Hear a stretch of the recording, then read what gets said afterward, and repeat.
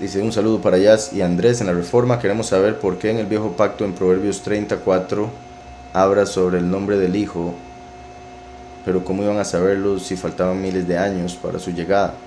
Recordemos que la escritura es profética. Yahweh inspiró a través de su espíritu, la Ruach HaKodesh, a los hombres, profetas, que escribieron cada uno de los libros, incluso aquellos que son libros históricos y demás. Fue el espíritu el que estuvo en ellos, sobre ellos, para que ellos supiesen cómo y qué escribir. No necesariamente ellos estaban conscientes de que cada palabra venía del Padre, como sí lo estuvo sin duda Moshe, pero era el espíritu asegurándose de que cada cosa que tenía que quedar escrita estuviese escrita de la manera que debía estar escrita, porque la escritura es perfecta, y así se confirma cuando se lee. Y cualquier cosa que parezca contradicción es simplemente un error que uno o no entiende su interpretación correcta, o está leyendo una traducción errada, o ya en el caso de lo hebreo fue uno de los escribas, porque también es el problema con los masoretes. En lo que respecta a este verso, se puede decir de varias maneras. Por si algo, en el sentido judío, le dirán que se refiere a Israel, porque antes de que fuera revelada la verdad, recordemos que desde Adán, básicamente hasta Moshe, pero se podría decir que el cambio de administración empezó a partir del diluvio. Desde Adán hasta el diluvio, proceso que llegó hasta Moshe, ese cambio de administración que me refiero, reinó la muerte. Después reinó la ley y los profetas, por eso digo hasta Moshe, porque a Moshe se le dio la ley, pero ese proceso empezó con Abraham, Isaac y Jacob.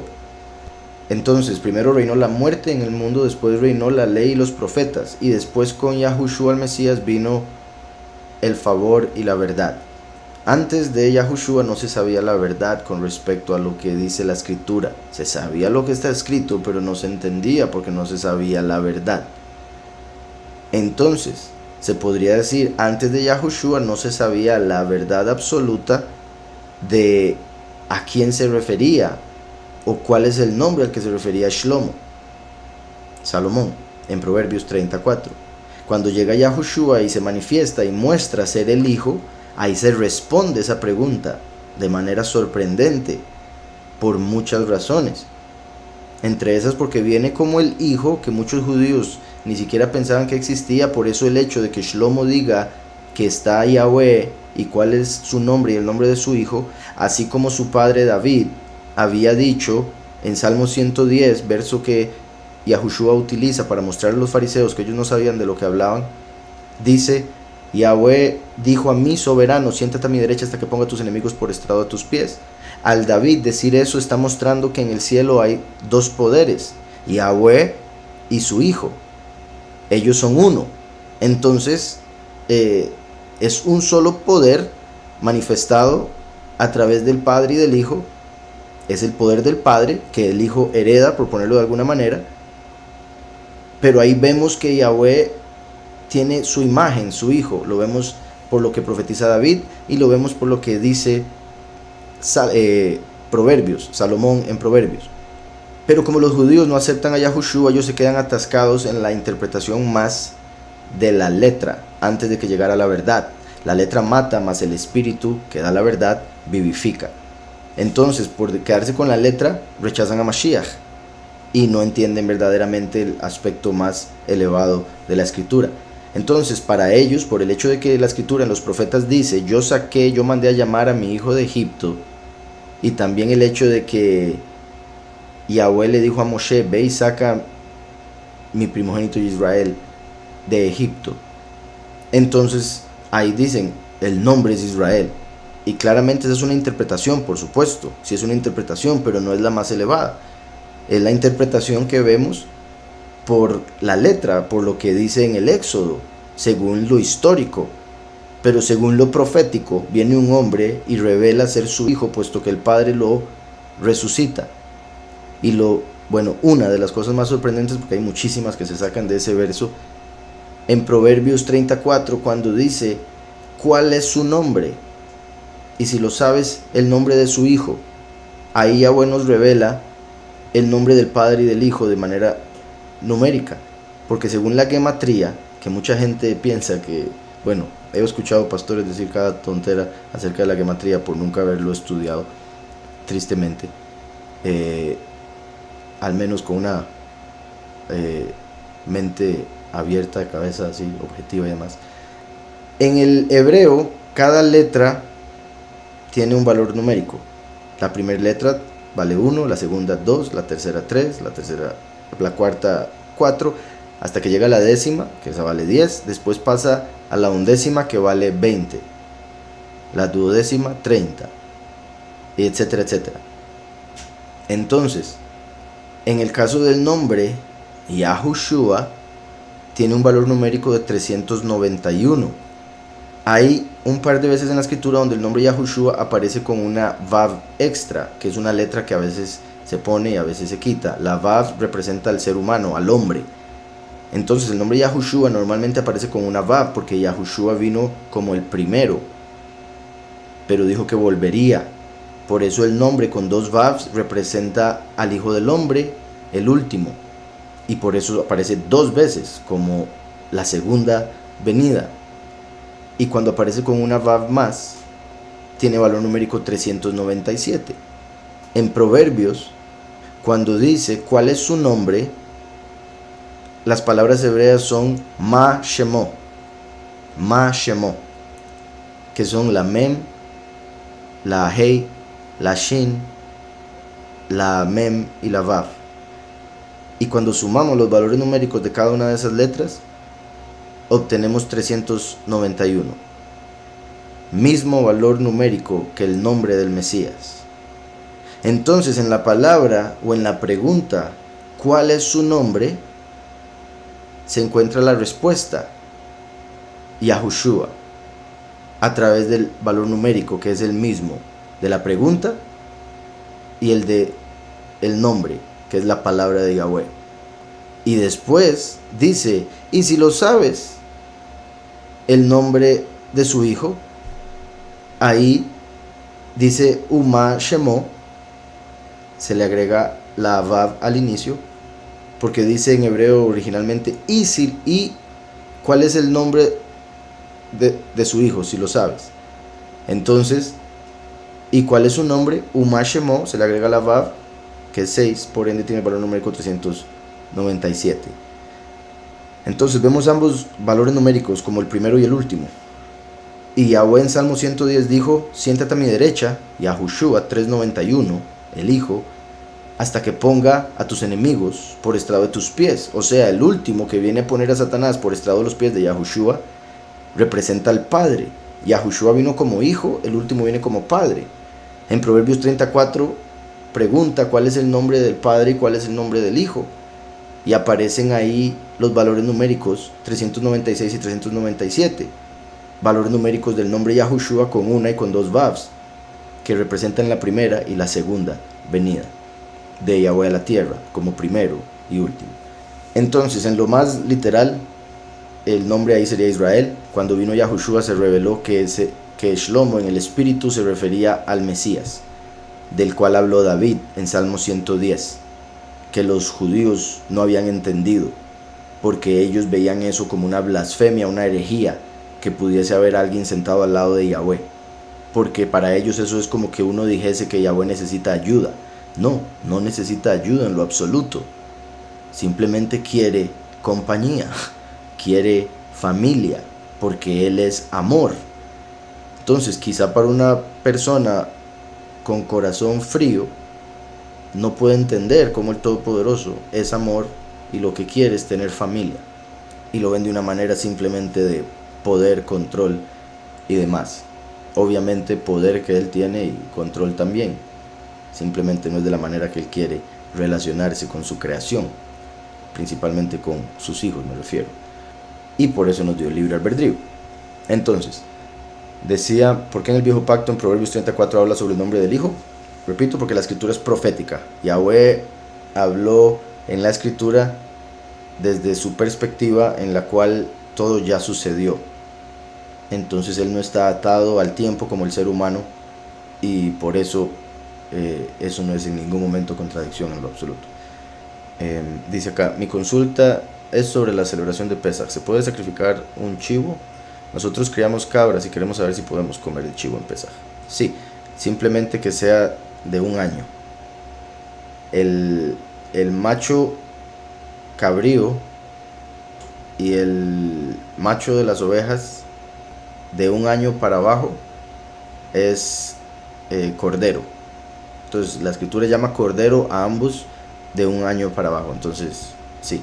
De hecho, Yahushua es el macho cabrío de Yom Kippur. Ahí sí solo como macho cabrío.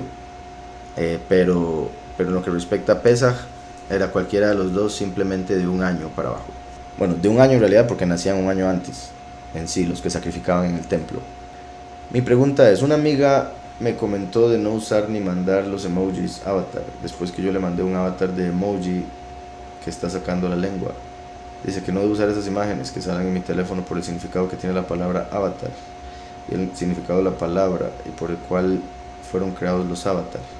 Además, la monita sacando la lengua dice que es creada de la diosa hindú Kali. Ella me lo dijo con amor porque es una amada que ama a Yahweh y Elohim. Le da sabiduría, por eso puedo yo pensar en eso. Y yo la verdad sé que estamos en este mundo y todo lo que nos rodea se considera pecado. Pero lo que menos quiero es caer en pecado, religiosidad o estar juzgando a los demás, pero tampoco quiero ser ignorante de hacer las cosas solo por eso no tener conocimiento de tal o cual cosa. Pues entiendo más o menos de por qué lo dice ella, pero sí puede llegar a convertirse en un poco de religiosidad o un poco extremista por el hecho de que, o sea, voy a leerlo desde el principio. No usar imágenes que salen en mi teléfono por el significado que tiene la palabra avatar. Ahora, me gustaría ver cuál es, y podría yo aquí ver, pero me imagino que aquí no me va a dar más, si es que hay alguna connotación negativa de avatar, porque avatar en sí viene siendo como en la película Avatar,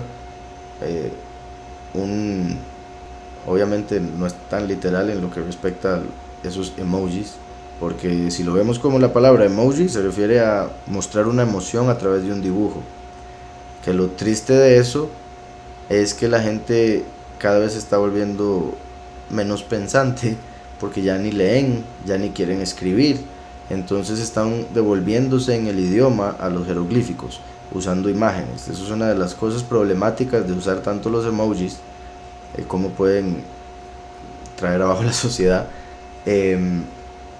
pero en sí, digamos, Avatar se toma como un cuerpo como una, y es que depende de la película que uno ponga de ejemplo. En la película la persona hacían un cuerpo clonado mezclado con la genética de los aliens a los que fueron a conquistar, y la persona se conectaba con ese cuerpo y lo podía usar de manera remota, así como cuando una persona hace una representación virtual de sí mismo para poder usar un juego, por ejemplo. Ahora que por otro lado las personas que son poseídas están siendo usadas como avatar por esos demonios, o que hayan demonios o ángeles caídos que hayan creado avatars para poder estar en esta realidad y mezclarse con los seres humanos, eso ya es otra cosa. Pero un avatar viene siendo como una representación de. Ahora, si me manda la etimología de avatar que diga en sí, estoy tratando de, vamos a ver si encuentro yo por acá, pero si hay alguna así negativa que esté relacionada con algún demonio o algo así, pues sí podría entender la palabra, el no usarla. Pero de ahí a decir que un dibujito es literalmente un avatar, o que uno se está manifestando a través de ese dibujito, o que el dibujito está endemoniado, eso ya me parece que es un gran salto. Es un dibujo. Y como dije ahora, todo me es lícito, mas no todo me edifica. Entonces, hablar en jeroglíficos puede llevar a la persona a dejar de usar el mejor lenguaje posible. Entonces eso no edifica. Pero de ahí a decir que es pecado o que no me es lícito, ya es otra cosa. Eso sí me parece que es exagerado. Pero digamos, si una persona, como también dije con Romanos 14, si una persona piensa que algo es malo y lo hace, está pecando. Entonces, si la persona no ha entendido que no es para tanto, por decirlo así, que es un dibujo, si sigue pensando que está mal y lo manda, está fallando, porque en su interior se va a sentir mal, porque está diciendo, estoy haciendo algo que no debo. De ahí la cuestión de los que tienen fe débil y los que tienen fe fuerte. Curiosamente, es como con el conocimiento. La persona que sabe muy poco piensa que lo sabe todo, y la persona que sabe mucho se da cuenta a través de ese mucho conocimiento que no sabe nada, que le falta muchísimo por saber. Entonces, el que sabe poco piensa que sabe mucho, y el que sabe mucho piensa o sabe que no sabe nada. Y eso mismo sucede con la fe. El que en realidad tiene poca fe piensa que es un superhombre o mujer de fe, por todo lo que se prohíbe, según la letra o mandamientos de hombres: la inclinación al mal, engaño del corazón, etc. Mientras que el que tiene mucha fe se da cuenta que le falta mucho por crecer en fe. Pero bendito Yahweh, esa mucha fe que tiene le ayuda a entender muchas cosas, que tiene que cuidarse de que aquellos que tienen poca fe no malinterpreten, porque los puede desviar de la verdad.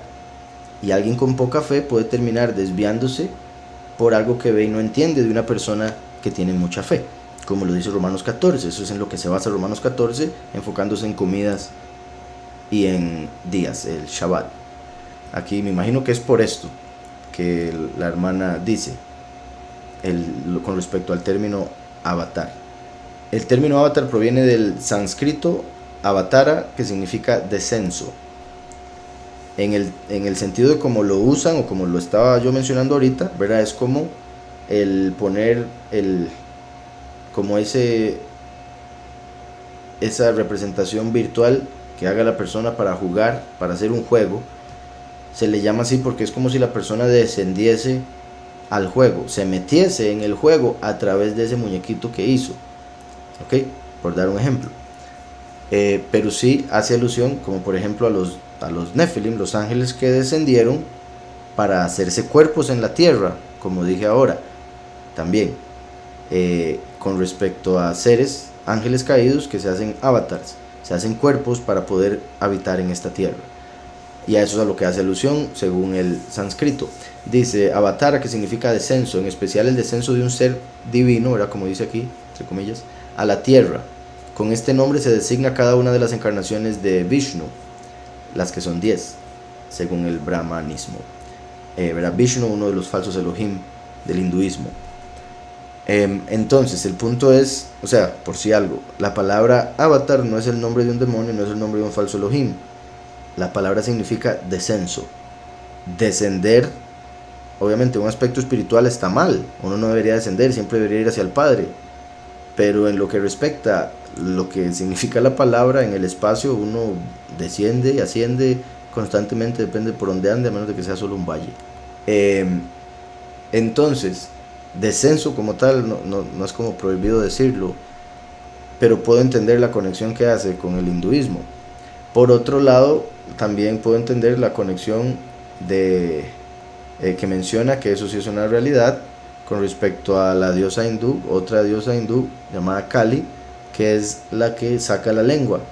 Su manifestación la presentan siempre como sacando la lengua. Por eso muchas actrices y cantantes andan sacando la lengua cuando se toman las fotos, porque representan que están llenas de ese espíritu. Y se ve como la lengua bueno, algunos lo ven como de burla. Con respecto a Kali, significa del sánscrito la que es negra o la que es muerte. Si buscasen en Google podrán ver ahí como siempre que la dibujan como conquistando al hombre, cortando un montón de cabezas de hombres con la lengua afuera, de hecho con cabezas de hombres como collar. Entonces se conecta mucho también con el espíritu del feminismo, que está agarrando mucha fuerza hoy en día, que viene del espíritu de Lilith, la gran ramera, sabiduría diabólica, etc. y la ven como la diosa del tiempo, curiosamente, ¿verdad? Que la estén adorando en este tiempo, que es el fin del tiempo. Y vean qué curioso es la diosa del tiempo por ejemplo, como ponen a Cronos, y Cronos se conecta con Samael, que sería el esposo de esta entidad femenina. Y de Samael salió la muerte. Y bueno, la forma femenina se llama Kala, por si algo. Kali y Kala, que significa el tiempo del fin o de la muerte.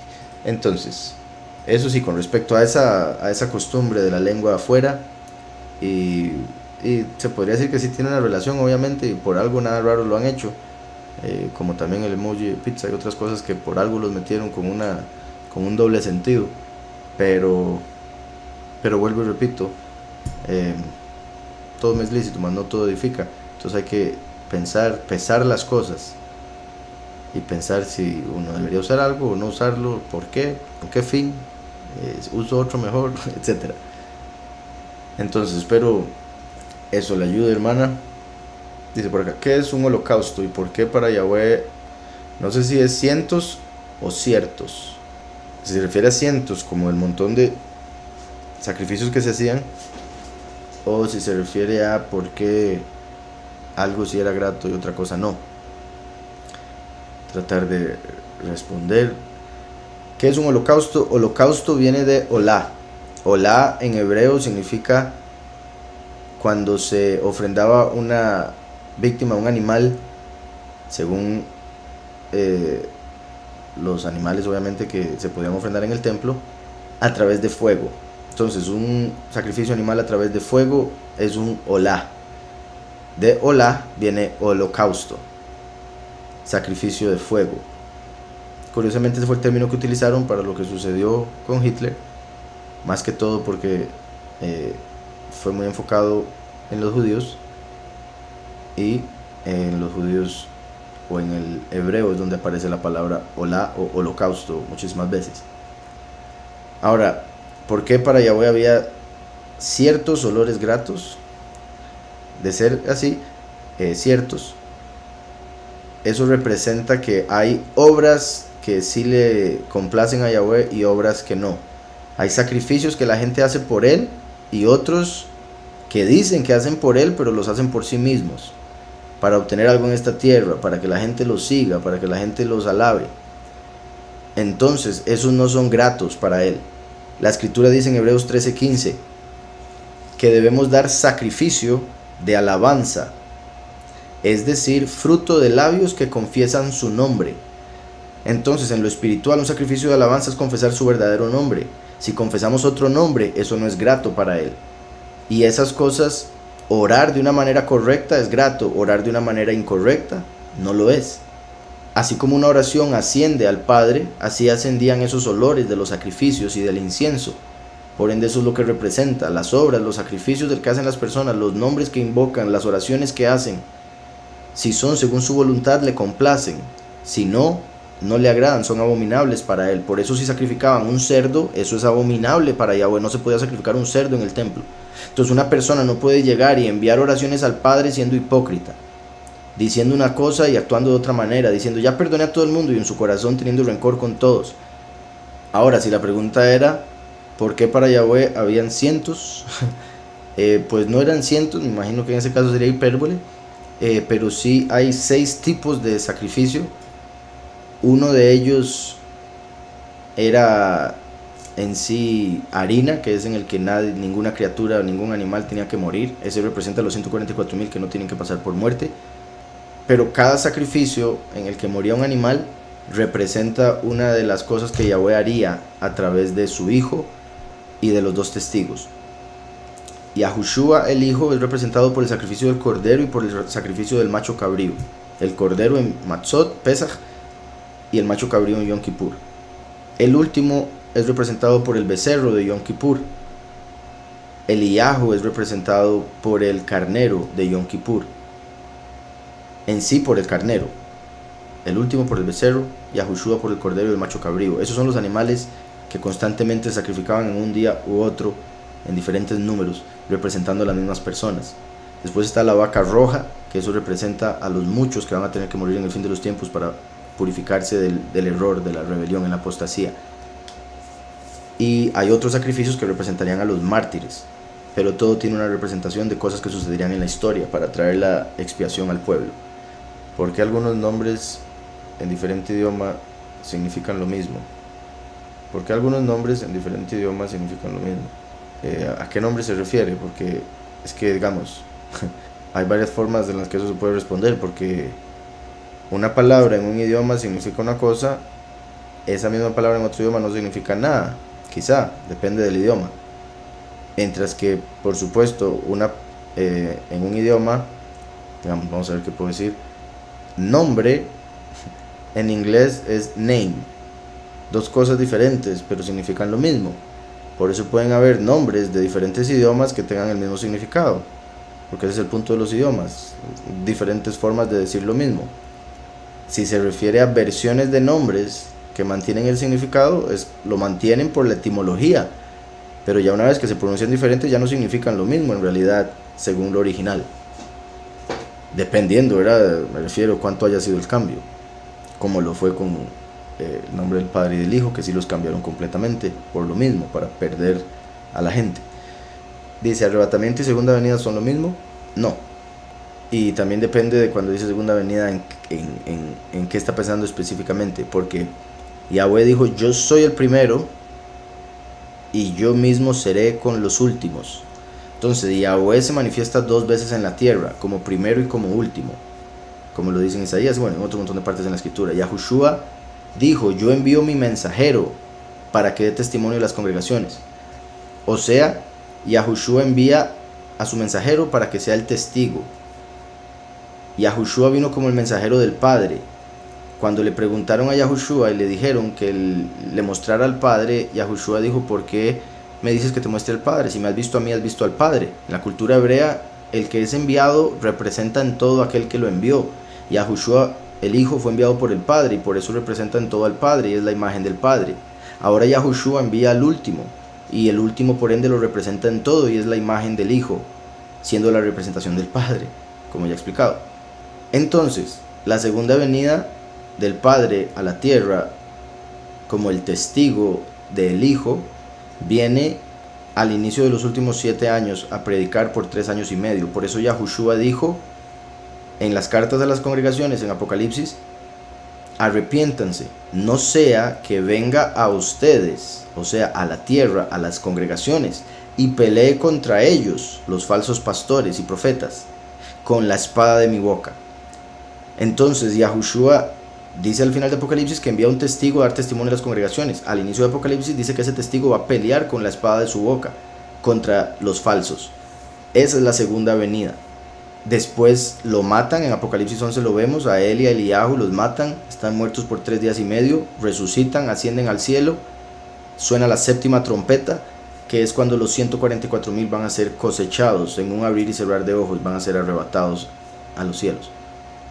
Eso es lo que sería el arrebatamiento, y en ese momento van a ser reunidos con Mashiach, que después de la muerte del último se va a haber hecho uno con él. El primero y el último se hacen uno, como lo dice Ezequiel 37, Zacarías 14:9 y otras partes de la escritura. Cuando se hacen uno, vienen y recogen a la congregación. Para los muchos que habrían rechazado a los dos testigos, ese momento sería la segunda venida, y por eso mezclan arrebatamiento con segunda venida. Pero eso es pasar por los cielos. Una cosa es ver a un amigo pasar por la calle al frente de la casa y quizá decirle, venga, montes en el carro si quiere. Otra cosa es venir a la casa. Bueno, es que en realidad ni se podría montar el carro porque hasta para eso tendría que detenerse, y eso es venir. Pero el arrebatamiento, a como lo ven los que creen en el rapto, como ellos lo llaman, va a ser un momento en el que todos, donde sea que estén, se los llevan al cielo. Entonces el Mesías como que pasa y se los lleva. Pero la escritura habla de venir a la tierra, volver a la tierra. Y bueno, hay un montón de cosas que vemos en la escritura al respecto. Entonces hay varias formas de cómo se podría ver lo que llaman segunda venida, pero en sí la que la mayoría de la gente no ve en la escritura, tristemente, y está por todo lado, es la de los dos testigos. Así como hace 2000 años vinieron Yahushua y Juan el Bautista, que es Eliyahu, ahora viene el testigo como Moshe, el testigo que envía Yahushua, y Eliyahu nuevamente. Espero eso haya quedado claro. Dice, ¿me explicaría un poco qué es la era de Acuario? En sí se dice que habría iniciado oficialmente el 21 de diciembre del 2020, según algunas personas, por una conjunción que se dio de varios planetas en el cielo ese día. En los cielos vemos, ¿verdad? Así como el reloj marca las horas, el sol marca los años, y se puede decir que en un nivel más elevado está el año galáctico, en el cual las constelaciones se mueven. No es como que llegue un día y se mueven, sino que por la forma en que, o la velocidad con la que va el sol, en comparación con la luna, en comparación con las estrellas, después de muchos años se nota un cambio.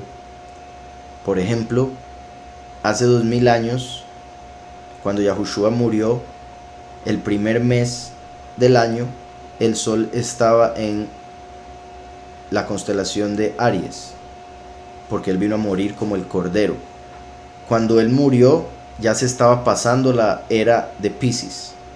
Por eso él vino y multiplicó los peces y mandó a los discípulos a ser pescadores de hombres e ir a las naciones, que son el mar, espiritualmente hablando. Y al final de los tiempos, cuando se manifestaran los dos testigos, como los dos peces, con su muerte o en el tiempo donde los van a matar, estaría entrando la era de Acuario. De hecho, cuando empiezan los dos testigos, ya tendría que estar la era de Acuario, lo cual fue representado por el momento cuando Yahushua, y de hecho, si no me equivoco, lo vamos a leer mañana, bendito Yahweh, le dice a los discípulos, cuando los discípulos le preguntan a Yahushua, ¿dónde vamos a preparar el Pesaj? Yahushua les dice, vayan a tal lugar y van a ver a un hombre con un cántaro de agua. Eso representa Acuario. La casa donde vean que él se meta, ahí la vamos a celebrar. Entonces, en la casa del hombre que representa Acuario, el hombre con el cántaro, los dos apóstoles que envió Mashiach fueron a preparar el Pesaj, representando los dos testigos. Cuando entra la era de Acuario y el sol está en esa casa, que empezarían durante la fiesta de Pesaj el ministerio, porque el último viene como el Hijo del Hombre. La venida del Hijo del Hombre sería como los días de Noé, cuando vino el diluvio, como el agua que bota Acuario desde el cielo, esa constelación. Así como los dos testigos tienen el poder de detener la lluvia o hacer que llueva, representando la bendición, puesto que vienen a dar una enseñanza celestial, como la lluvia que viene de los cielos, siendo el agua Yahushua el Mesías. Entonces el último viene a echar el agua, la enseñanza de vida, después de haber sido pescado como Piscis. Entonces por eso es que hoy en día, en el primer mes del año, el sol está en Piscis, pero ya está hacia el final de la constelación, y por eso lo ven como que ya empezó la era de Acuario. Entonces cada 2000 años se mueve casi que una constelación. Bueno, en realidad son 2500 y resto de años que se mueve una constelación entera. Obviamente, si la creación fue hecha hace aproximadamente 6 milenios, cuando fue hecho Adán, entonces apenas han pasado 3 constelaciones.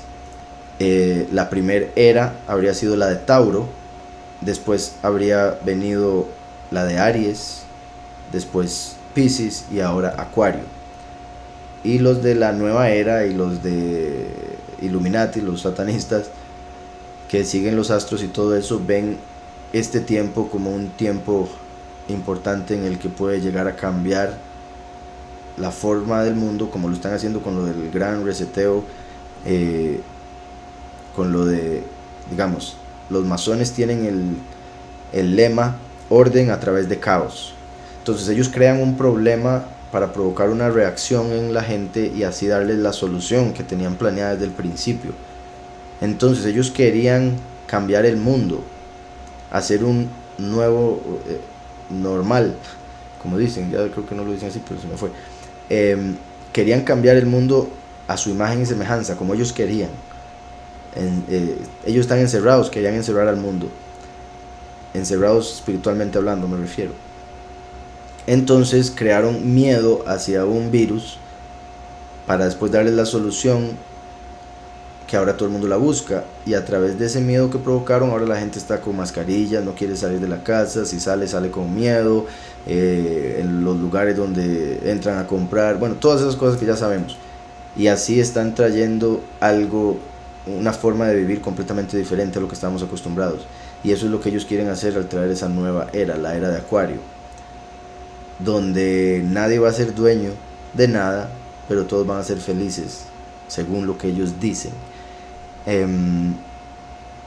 Porque así es como dicen que era en el tiempo de la era de oro, cuando gobernaba Saturno, pero en ese tiempo era porque la tierra en un año daba para 40 años de comida, entonces casi no había que trabajar. Fue por eso que cayeron tanto en el pecado y se dio lo del diluvio. Entonces, en lo que respecta lo espiritual, la letra Aleph es el becerro, es un toro. Por eso se podría decir que cuando Yahweh hizo la creación, la primera era en la que empezó el cielo era el toro, la letra Aleph.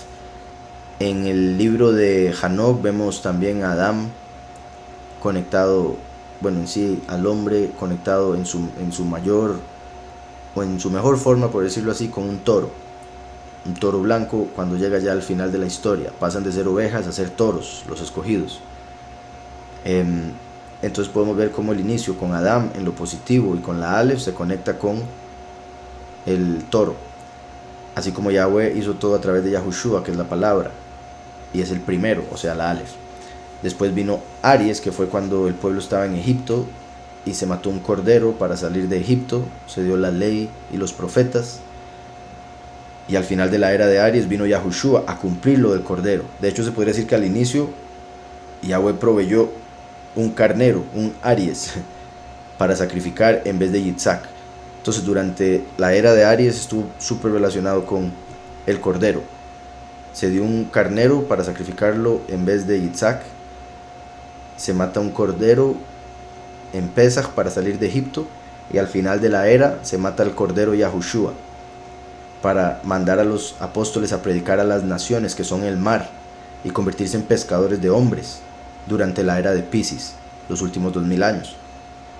Y ahora estaría entrando la de Acuario, representando el diluvio que está por venirse, el inicio del milenio de descanso en la tierra, reposo verdadero en el Padre, el fin del tiempo, así como curiosamente Saturno, a quien conectan con la era de Acuario, es a quien ven como el dios del tiempo. Entonces sería más bien el fin de Saturno, pero ellos piensan que es un nuevo comienzo. Entonces sí hay varios detalles ahí que se conectan con lo que Yahweh está haciendo o lo que ha mostrado a través de los astros. Espero eso haya quedado claro.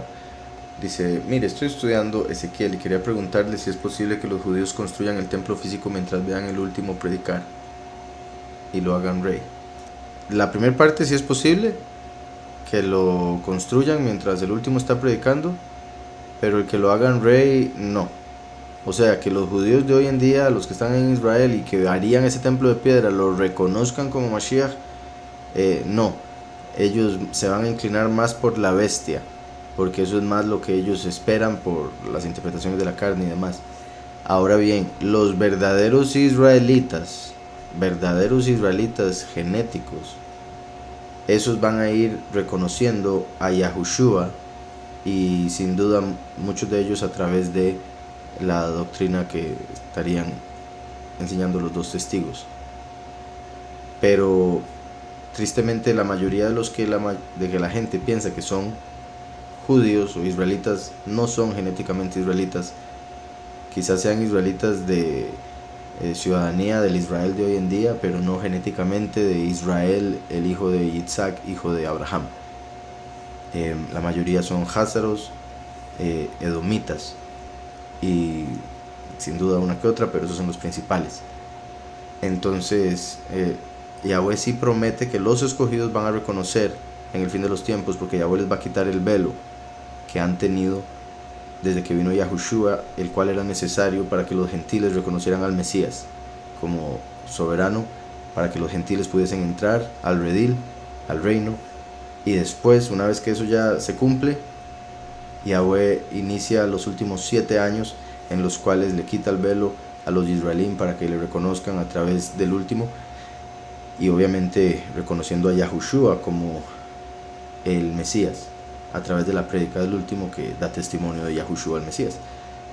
Entonces los verdaderos sí le van a reconocer, pero los verdaderos son muy diferentes de lo que la mayoría de la gente piensa. Entonces la gente no se va a dar cuenta, no van a ver a los judíos que ellos ven como israelitas creyendo, entonces no van a ellos a creer tampoco, porque los van a ver como un ejemplo, como así los han visto y los han puesto en el cristianismo, tristemente. Entonces esos judíos, la mayoría de los que hoy en día la gente ve como israelitas, en realidad van a estar más del lado de la bestia una vez que ésta se manifieste, porque este va a permitir la construcción del templo, y para ellos eso es clave como para reconocerle. Creo que continuaba la pregunta. Dice que los judíos construyan el templo físico mientras vean al último predicar y lo hagan rey, y los cristianos digan el anticristo. Es que, digamos, los cristianos, sí, la mayoría van a decir que es el anticristo o algo similar. O sea, van a tener diferentes opiniones, como en todo, en las denominaciones. Pero en lo que respecta a los judíos, por todo lo que ya expliqué, tampoco le van a reconocer, porque no son descendientes de Israel genéticamente. Entonces no se cumple lo que dice la escritura a través de Pablo en el nuevo pacto, de cómo Yahweh les va a quitar el velo. Entonces va a haber un grupo que sí va a creer en los 2 testigos, pero ese grupo para la sociedad no son israelitas. Pero al sí serlo genéticamente, Yahweh cumple la profecía con ellos. Decía después, ya que creen en un apocalipsis apócrifo, dicen que el Mesías Ben David no peleará y lo sacarán del trono. Es posible, aparte que predicará en contra del nombre de Jesús. Sí, eso, lo de predicar en contra del nombre de Jesús es clave, entonces por eso los cristianos lo van a ver como anticristo. Lo anterior que mencionó no lo entendimos bien. Dice que el Mesías Ben David no peleará y lo sacarán del trono. ¿Lo sacarán del trono cómo? ¿Quién?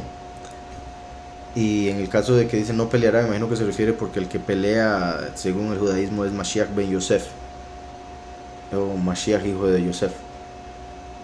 En sí, Yahushua genéticamente habría venido de David y el último viene a través de Yosef. Entonces se cumple lo que creen los judíos, pero de una manera un poco diferente a como ellos la han interpretado. En sí, tristemente, así como muy pocos reconocieron a Mashiach en su primera manifestación, Yahweh en su segunda manifestación tampoco va a ser reconocido. Por decirlo así, es la segunda oportunidad, pero es lo que va a mostrar que así como sucedió en la primera manifestación con Yahushua, va a suceder en la segunda, en el sentido del rechazo hacia la verdad, la muerte y resurrección. Amado, el primer ministro de Israel ayer se reunió con varios líderes musulmanes para seguir el acuerdo de paz, y que dicen que este se prolongue por más tiempo. ¿Será que ya se desate la destrucción repentina, guerra Ashkenazi versus musulmanes? O sea, eso puede llevar a que se desate eventualmente, pero no necesariamente tiene que suceder inmediatamente. Vuelvo a lo mismo, siempre todos son rumores y rumores, rumores. Una vez que se cumpla ya podemos... Y es que, digamos, aunque hasta el momento que ha sido como ya la respuesta que llegué a definir después de tantas preguntas similares, Yahushua, y lo digo más que todo por los años que he venido viendo las noticias y viendo las señales y esperando y diciendo ya ya se vino la guerra, que he llegado a entender lo que Yahushua quiso decir cuando le dijo a los discípulos: y habrán rumores de guerras, y guerras en diversos lugares, pero todavía no es el fin. Entonces habrían diferentes tipos de guerras relativamente pequeñas y rumores de guerras hasta decir basta, y así han sido las pasadas décadas, rumor tras rumor, rumor tras rumor. Entonces ya ha llegado al punto de decir en sí que lo más fácil es, una vez que ya se cumpla la tercera guerra, sabemos que estamos en el segundo sello, y lo particular es que a pesar de no poder determinar con certeza cuál es exactamente el día en el que la Segunda Guerra Mundial se daría, a pesar de que he mencionado que todo parece indicar durante el otoño, que son 3 meses, una vez que se dé la Tercera Guerra Mundial, vamos a poder ubicar muchos de los eventos de Apocalipsis 7. y más si se cumple en el otoño, porque si se cumple en el otoño, eso indicaría que los otros puntos o marcas que he mencionado a través del Apocalipsis, cuando podrían suceder diferentes eventos, se darían en esos puntos que he visto que la escritura revela. Entonces, una vez que se dé la guerra, podemos ver ya más directamente las fechas o los momentos en los que varias de las plagas van a suceder. Pero sí, eso que usted menciona es clave. Vi una noticia de que los judíos, algunos judíos, ¿verdad?, los ortodoxos, están llamando a este primer ministro y su gobierno Erev Rav, que son lo que llaman la multitud mixta, o en sí lo traducen un poco diferente en la escritura, lo estoy traduciendo del hebreo y del inglés, pero the mixed multitude, como normalmente lo traducen o lo ponen en inglés, que se refiere a los que anduvieron en el desierto con el pueblo metiendo cizaña, lo cual creó muchas de las rebeliones que se dieron en el desierto, por las cuales cayeron muchos muertos en plagas que se dieron como castigo. Y era una multitud de gente mixta, de diferentes nacionalidades, que estaban en Egipto. Cuando oyeron que Yahweh estaba liberando a los esclavos, ellos dijeron: hagámonos de este lado, pongámonos del lado de los esclavos para recibir lo que ellos vayan a recibir. Entonces se fueron en el éxodo. Yahweh le dijo a Moshe: no se los lleve porque eso va a ser problemático, van a desviar al pueblo. Y Moshe, sin entender el futuro, pensando ser más misericordioso, o sea, pensando ser misericordioso sin entender que no se puede ser más misericordioso que Yahweh, los decidió llevar, y eso llevó al becerro de oro, a las aguas de la rencilla, a lo de las codornices y etcétera. Los espías que enviaron a ver la tierra, y que 10 de ellos dieron un reporte negativo, y por eso, por la falta de fe, hubo 40 años en el desierto. Entonces comparan al gobierno de ahorita con esa gente, y muy particular, lo veo correcto, y se conecta con eso que menciona, puesto que, ¿verdad?, hay musulmanes, hay judíos y demás, que porque ahora hoy en día, ¿verdad?, tratan de hacer todo con diversidad, como ellos dicen, pensando que esa es la solución, sin poner atención a si la persona es apta para el trabajo, si la persona de verdad puede hacer lo que se supone que hay que hacer, pero se enfocan más en, como Joe Biden, que dijo que va a poner una mujer negra de jueza allá en Estados Unidos. O sea, esos son los requisitos: que sea mujer y que sea negra, para caerle bien a todo el mundo, según lo de los que se hacen llamar woke. Entonces, tristemente, no se enfocan en las capacidades, ahora se enfocan en las apariencias, y eso se está trayendo el mundo abajo desde hace mucho, en realidad, porque siempre ha sido un enfoque en las apariencias, pero nunca como hoy en día, en las apariencias y las emociones. Entonces ahí en Israel, ¿verdad?, se hizo ese gobierno de musulmanes y judíos, y eso se va a traer abajo ese país, puesto que el enemigo, ¿verdad?, lo va a buscar atacar, y como sabemos, no todos los que están ahí son verdaderos israelitas. Entonces Yahweh no va a proteger a todos los que están ahí cuando se dé el Apocalipsis. Por eso Yahushua dijo: cuando vean la abominación desoladora, los que estén en Judá huyan a los montes, va a haber una destrucción ahí. Y esa es la destrucción que va a ser repentina. Cuando digan paz y seguridad, la destrucción repentina vendrá sobre ellos. ¿Por qué? Porque van a haber matado a los 2 testigos y van a pensar que ya viene la paz, que ya no van a haber plagas, y en eso se va a venir lo peor para el mundo: el falso Mesías. Musulmanes para seguir el acuerdo de paz, y que dicen que este se prolongue por más tiempo. Habría que ver, no he visto exactamente eso del cuál sería el acuerdo, y por cuántos años más, y en sí cuánto tiempo llevan, porque eso sería clave. Y eso está relacionado con la forma en que los cristianos interpretan los últimos 7 años, puesto que ellos interpretan que los últimos 7 años empiezan cuando la bestia hace un tratado de paz por 7 años, pero que a la mitad de los 7 años rompe ese tratado. Como he dicho, eso no tiene sentido porque la escritura dice que los últimos 7 años empiezan en el segundo sello, o sea, meses después del primer sello. Durante el primer año de los últimos 7 se da la tercera guerra mundial. Entonces, ¿cómo puede haber guerra, el segundo sello, en el inicio de los últimos 7, si según la doctrina de los cristianos basados en Daniel, los primeros 3 años y medio hay paz? Entonces, es un poco diferente a como lo dicen en el cristianismo. Continúo. Dice, estaba leyendo lo que dijo Yitzhak Kaduri. ¿Cómo es posible que el Mesías confirme su posición de Mesías sin saber qué es? ¿Me explica eso, por favor? Híjole. Es decir, que predique como un creyente cualquiera y luego se va a ir dando cuenta que es él. No sé si se refiere como que, ¿cómo puede ser que él, teniendo una doctrina diferente, o sea, siendo judío ortodoxo, haya sido siempre el judío ortodoxo y de repente antes de morirse se dé cuenta que el Mesías es Yahushua y lo diga así? Hay dos posibilidades. Entonces, bueno, por un lado, que fue una, la que oí hace poco de un judío, por decirlo así, tratando de esconder o de negar el que se refiriese a Yahushua el Mesías, que vemos en la escritura. La interpretación de él era que se refería a su hijo, que tenía un programa de radio, o tiene, no sé si aún lo tendrá, y que se llamaba, como lo llaman, Yahushua. Entonces que él estaba tratando de hacer un mensaje refiriéndose a su hijo. Pero las cosas que él dice, creo que no sé, o sea, que dijo, además del nombre, me parece que no van de acuerdo a lo que dice esa interpretación. O sea, no se conectan verdaderamente con su hijo. Pero bueno, esa es la interpretación de un judío que escuché una vez. Ahora bien, ¿cómo podría pasar esto con una persona que siempre estuvo en una doctrina errada y de repente se da cuenta? En cierta forma es así como sucede con todos nosotros. Si él fue justo, si él se mantuvo siempre buscando la verdad, como expliqué ahora, a los judíos no se les permite leer nada que no sea del judaísmo.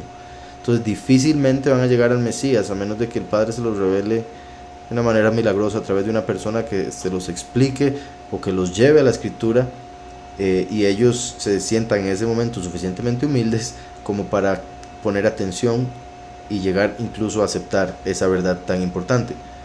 El hecho de que Yitzhak Kaduri, para los que no sepan, fue un justo, como le dicen en sí, que se dice que Yahweh hizo varios milagros a través de él, que le pedían que orara porque sus oraciones eran muy poderosas, y él dijo que él estaba teniendo visiones del Mesías, que el Mesías se le estaba manifestando y que él iba a dar su nombre, pero hasta morir, y más que eso, un año después de que muriese iban a poder abrir la nota que él iba a escribir.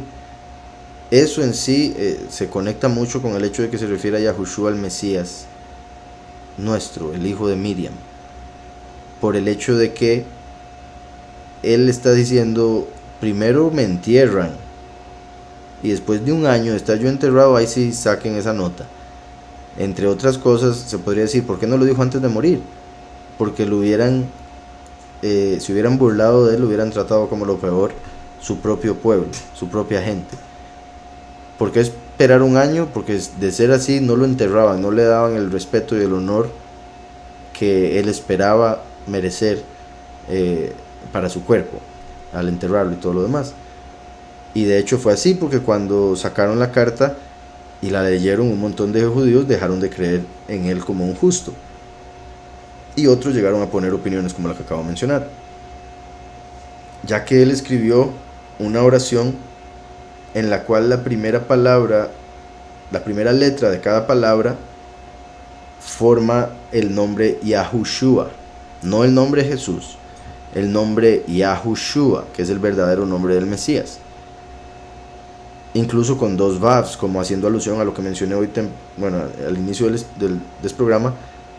Con 2 vavs, el nombre Yahushua representa la venida del último. Entonces es como si Yahweh le estuviese revelando a través de su palabra, Yahushua, que estaba por darse la manifestación del último. Es una gran posibilidad. También había dicho, bueno, es que dijo muchas cosas de cómo la manifestación se daría, que empezaría con pocos, con poca gente reconociéndolo, y gente como cercana a él. Después se empezaría a expandir por el mundo entero y principalmente lo reconocería gente como, más o menos como se diría, común y corriente, no los líderes o los sabios, igual que como sucedió con Yahushua, que los fariseos no lo reconocieron, pero lo reconocieron los discípulos, que era gente humilde, que eso es parte de las claves para poder reconocer. Entonces, fue muy poderosa la revelación que mencionó Yitzhak Kaduri, porque se conecta con muchas cosas que vemos en la escritura. Por ejemplo, la revelación del nombre del Mesías, Yahushua, y segundo, la forma en que se manifestaría el último, cómo empezaría la manifestación del último. Me parece que la forma en que lo explica Yitzhak Kaduri va de acuerdo a lo que vemos en la escritura.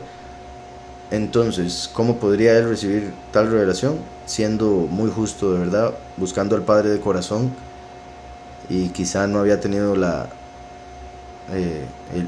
sea, durante toda su vida nunca había podido o nunca se había tomado el tiempo para buscar del Mesías, y quizá al final el Mesías se le revela y él lo acepta, que parece ser lo que sucedió, y sería una muestra de la misericordia del Padre. ¿Cómo es posible que el Mesías confirme su posición de Mesías sin saber qué es? Ok. Ay, Padre Celestial. Creo que esto se refiere a una de las varias cosas que él dijo acerca del Mesías, de cómo él iba a llegar al poder.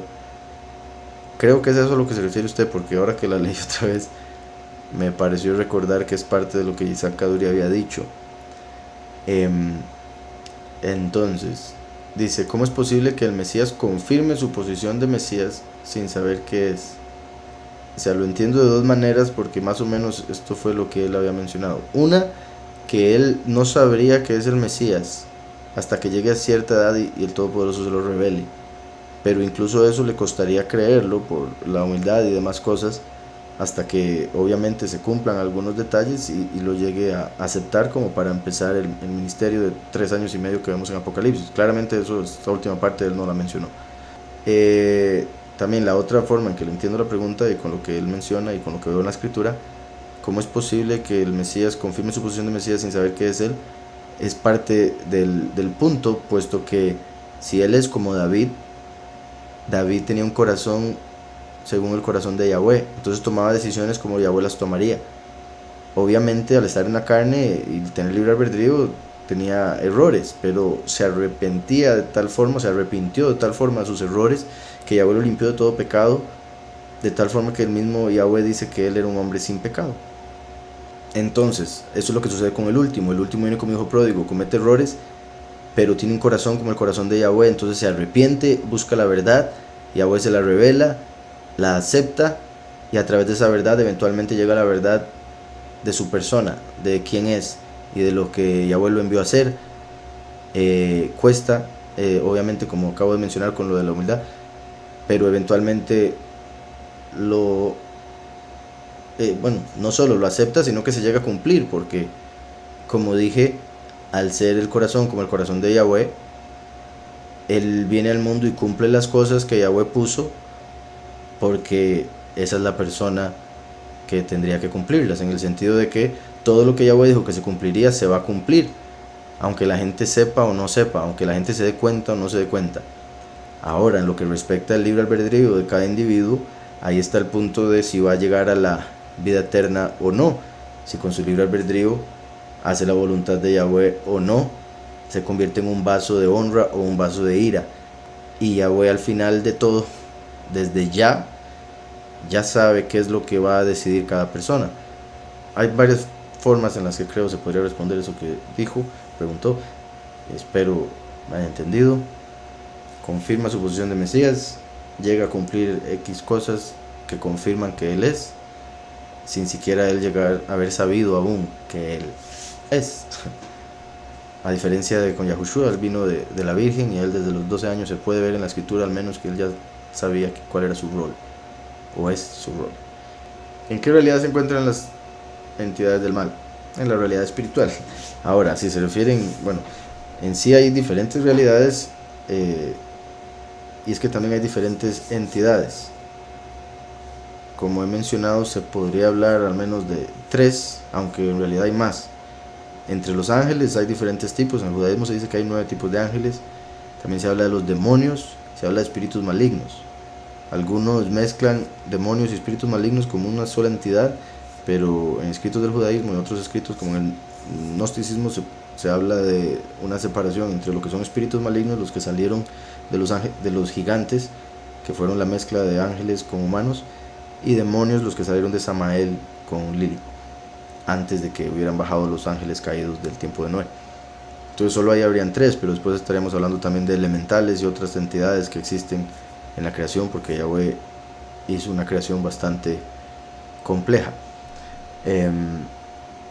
Entonces hay muchos niveles. En sí se resume en 3 cielos: el cielo del Padre, el cielo de los ángeles y el cielo que vemos nosotros, donde están las estrellas. El cielo de los ángeles se divide en 7 niveles o 7 cielos. Entonces ya con solo eso estaríamos hablando de 8 cielos, si son esos 7, y el del Padre, si contamos el nuestro, entonces 9. Y eso solo con respecto a cielos, donde hay espíritus positivos y ángeles. Y unos de los ángeles que están por caer, entonces hay ángeles en rebelión en los cielos. Después está la tierra, las dimensiones, en el sentido de terrenales se podría hablar de esos elementales que mencioné, seres que trabajan en la tierra y tienen que ver con la tierra, pero nosotros no los vemos haciendo lo que hacen en cada momento. También están las dimensiones donde están las entidades como espíritus malignos y demonios, que son como, se habla de esa realidad como la realidad de la transición, como cuando están transitando las almas de esta realidad al Seol, que esa es otra realidad, la de espera para el juicio final, o la espera para la resurrección de los muertos, es en el Seol. Unos van al infierno, otros van al paraíso, ambos lugares en el Seol. Pero hay una realidad de la transición, que es donde están esos espíritus. Por eso esos espíritus buscan entrar en cuerpos humanos, porque solo estando en cuerpos humanos pueden sentir algún tipo de placer. Si no están como en un lugar seco, como en un desierto espiritual, constantemente yendo de un lugar para otro sin encontrar reposo, y por eso buscan qué o a quién poseer. Esa realidad de la transición es como cuando sale el alma del cuerpo de la persona que murió.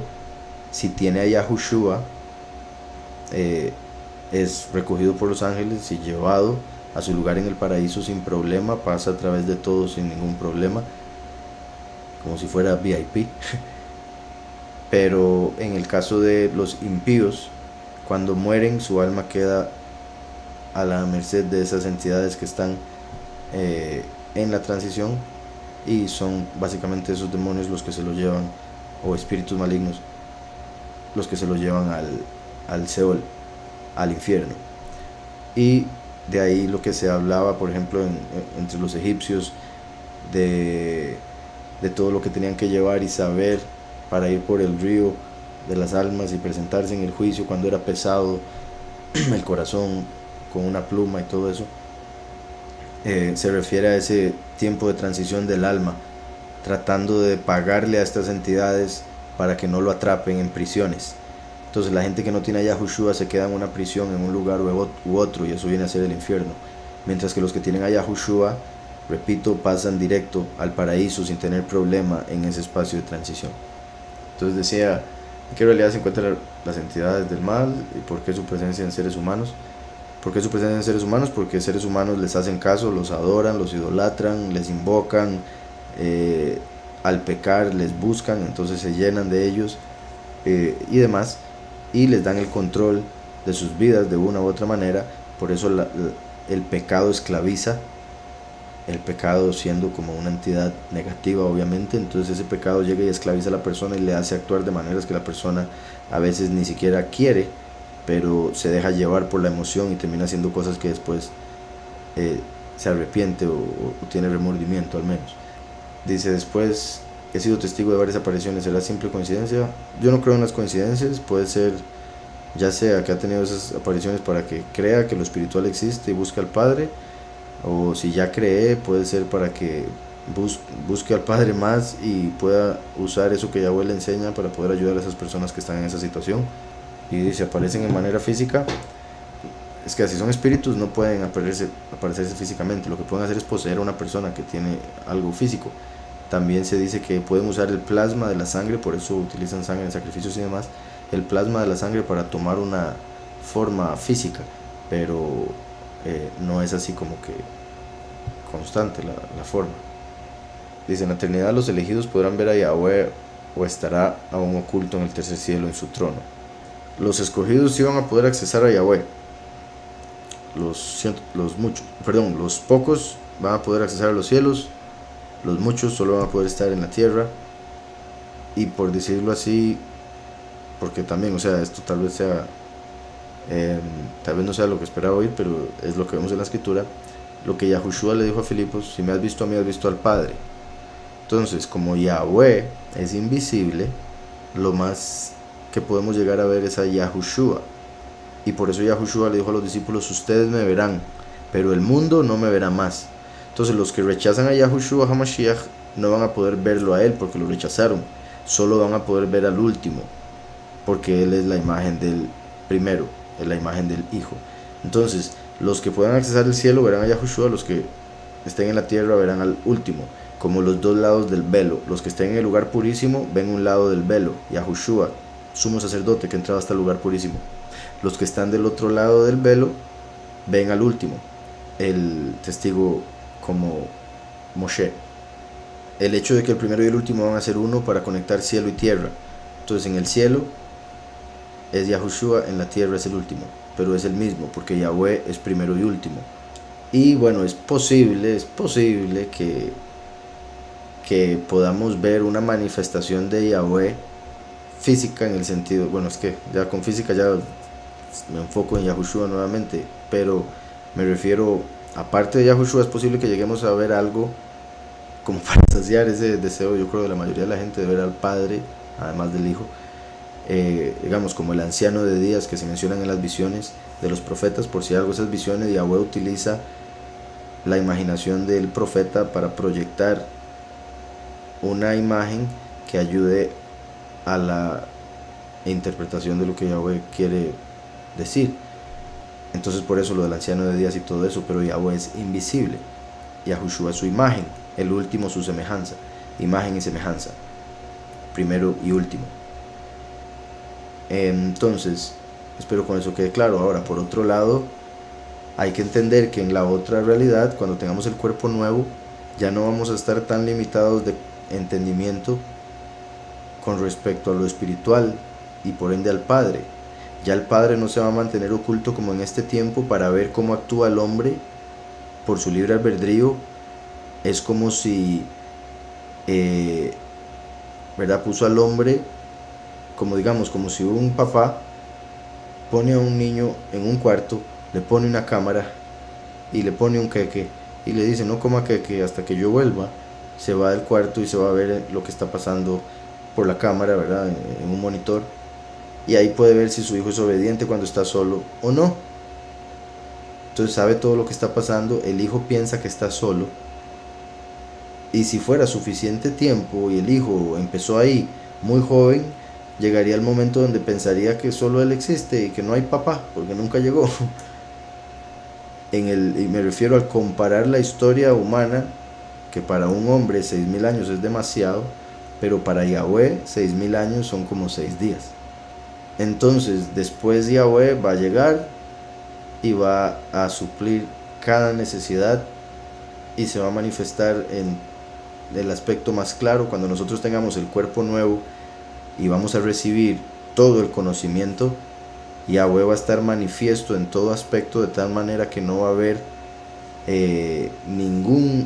ninguna duda en ninguna persona que exista de que el Todopoderoso es uno, que Él es Yahweh, que es el único que existe, el único verdadero, el que todo lo puede, y etcétera, etcétera. Todas esas cosas van a estar completamente entendidas, va a ser obvio. Por eso la escritura dice que en ese tiempo el conocimiento de Yahweh va a cubrir la tierra como las aguas cubren el mar. Entonces, así como hay agua en el mar, así va a cubrir al ser humano la revelación de Yahweh en la otra vida. Entonces, el ver algo físico se queda, cuando lleguemos a ese nivel de entendimiento, el ver algo físico se queda muy, muy, muy, muy por debajo de lo que es conocer el espíritu. El conocer a Yahweh va a ser mucho más que el poder ver algo físico. Este es el mundo de las apariencias, este es el mundo de las imágenes, por eso es el mundo de la oscuridad. Cuando estemos en el mundo de la luz, la imagen va a ser, ya las apariencias van a estar de lado, porque se va a entender que el espíritu es la realidad, es lo verdadero. Entonces, al ser Yahweh espíritu y el conocimiento pleno en ese momento, vamos a ser uno con él. Entonces es como uno cuando no tiene un espejo, no puede verse a sí mismo, pero uno sabe que existe. No tiene duda porque uno es. Entonces, espero se haya entendido la analogía, en el sentido de que al ser uno con Yahweh, no le vemos, pero sabemos que es. Así como cuando no nos vemos en un espejo el rostro. Entonces decía, en la eternidad los elegidos podrían ver a Yahweh o estarán aún ocultos en el tercer cielo. Entonces, así como me lo puso, la respuesta sería no va a estar oculto. Ya no va a estar oculto, ya va a ser visto. Pero no va a estar oculto de la manera que lo acabo de explicar. Dice, ¿la cábala es buena o mala? ¿Por qué algunos la satanizan? Porque hay satánicos que la usan y porque hay gente que se aprovecha de ese conocimiento, unos para engañar o para guiar hacia cosas de brujería, tristemente, porque muchos, la cábala en sí significa transmitido, es algo que se transmite, que se ha transmitido a través de las épocas, que se ha pasado de generación en generación, y hasta hace poco se ha llegado a volver algo tan conocido en el sentido de que la gente sepa que existe la cábala, pero tampoco es como que sepan qué es en realidad, sino que escuchan de algún pastor que les dicen, esos satánicos, da cuidado, no lo vean, no, nada con eso. Como yo he explicado y como dije ahora temprano, la escritura nos dice, examinadlo todo, tomad lo bueno, desechad lo malo, retened lo bueno, desechad lo malo. Entonces, lo que uno ve en esos conocimientos que se han transmitido a través de los siglos, conocidos como cábala, una vez que yo me he puesto a leer hasta el momento todo lo que he leído, me ha revelado y me ha confirmado que Yahushua es el Mesías, y ha ayudado a acomodar muchos aspectos o atributos que vemos en la escritura que se refieren al Todopoderoso y la forma en que Él trabaja de una manera bastante ordenada, para así poder explicarlos de una mejor forma y ver las conexiones con cosas que vemos en el pacto del nuevo pacto y del Mesías, por supuesto, así como se conectan también con lo que mencioné ahora de Mashiach ben Yosef, Mashiach ben Yahudá, puesto que en la cábala está lo del árbol de vida, que tiene dos pilares que se vuelven uno en el medio, como Yaquín y Boaz, los dos pilares del templo, que representan al primero y al último, que se van a volver uno al final de la historia. Detalles que en la cábala se enseñan, pero ellos ni siquiera se dan cuenta, por el error en el que están, por el velo que tienen, que Yahushua es el Mesías, que está por todo lado en ese conocimiento del cual hablan, pero tristemente por tener sus corazones cegados y demás cosas, muchos ven la cábala como una forma de poder obtener del poderoso lo que quieran a través de diversos mecanismos. Entonces terminan viendo al poderoso como simplemente una fuente de poder, que si hacen X cosa basándose en la letra pueden llegar a obtener tales resultados, y eso termina siendo algo como brujería, porque no tienen fe en el Todopoderoso como creador, simplemente quieren combinar algunas cosas para llegar a obtener lo que quieren sin enfocarse en la misericordia, en la justicia, como Yahweh nos manda en la escritura. Entonces el problema es con gente que no cree en el Mesías, va y lee eso por razones erradas y terminan en cosas que no deberían, mientras que lo que yo he notado en lo que he leído de libros o información que llaman cabalística ha sido confirmar una y otra vez que Yahushua es el Mesías, que Yahweh es todopoderoso, que es un poderoso de orden, entre otro montón de detalles interesantes. Cuando sucede el arrebatamiento de los 144.000 surge la transformación de los cuerpos de carne a espíritu, o es en carne que los llevaría, y en lapso se transforma el cuerpo, y en el lapso se transforma el cuerpo. La escritura dice que el cuerpo va a ser transformado en un abrir y cerrar de ojos, entonces va a ser en un instante. Es posible que uno, es que es posible que sea la transformación, no sé si ese es el punto que está dando a entender, que se transforme aquí y sea llevado arriba, o que sea llevado arriba y ahí transformado. Pues ambas son posibles, y una tercera sería que desaparezca de aquí y aparezca arriba ya transformado. El punto es que en un abrir y cerrar de ojos se va a dar la transformación y lo que se conoce como arrebatamiento de los 144.000 escogidos que huyen en el segundo éxodo. Para que quede claro, un poco diferente, bastante, a lo que llaman en el cristianismo rapto. Ahora también algo que debo mencionar, ¿verdad? Que quede claro, el cuerpo espiritual no es un cuerpo solo espíritu. Recuerden que Yahushua resucitó con un cuerpo exaltado. Es un cuerpo como el de Yahushua el que vamos a tener, o sea, físico. Como he mencionado, me parece por lo que vemos en el hebreo, que en hebreo la palabra or con aleph es luz. Or con ain es piel. Yahushua es la or, es la luz.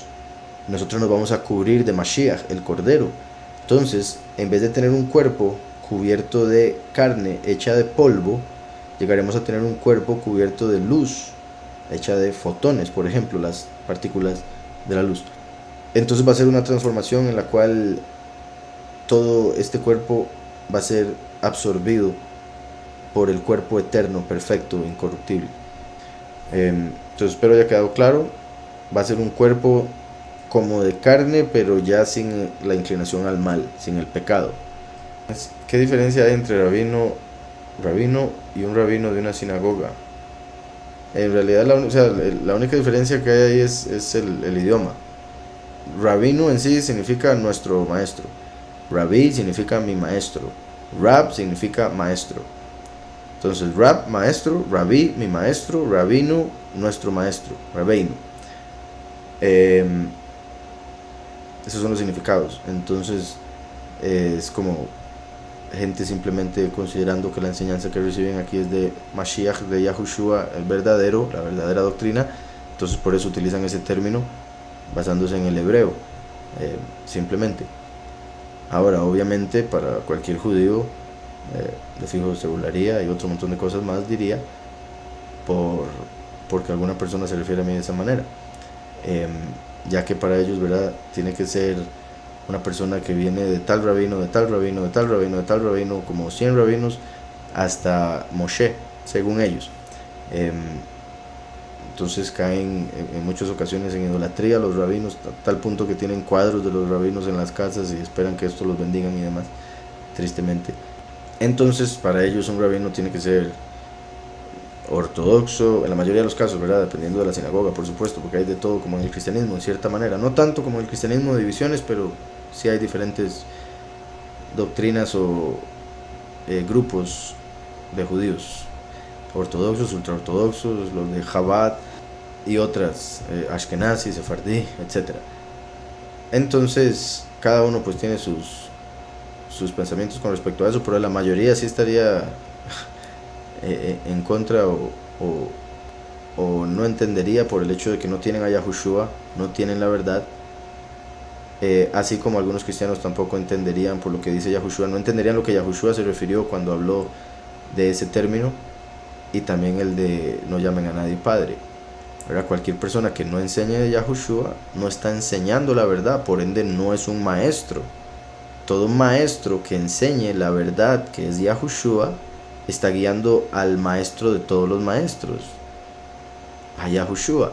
Pero si alguien no guía a Yahushua, no debería ser llamado nunca maestro. Eso por un lado. Y por otro lado, que la mayoría de la gente quiere ser llamado maestro o rabí por lo que sienten, como porque sienten que los están elevando, exaltando, honrando.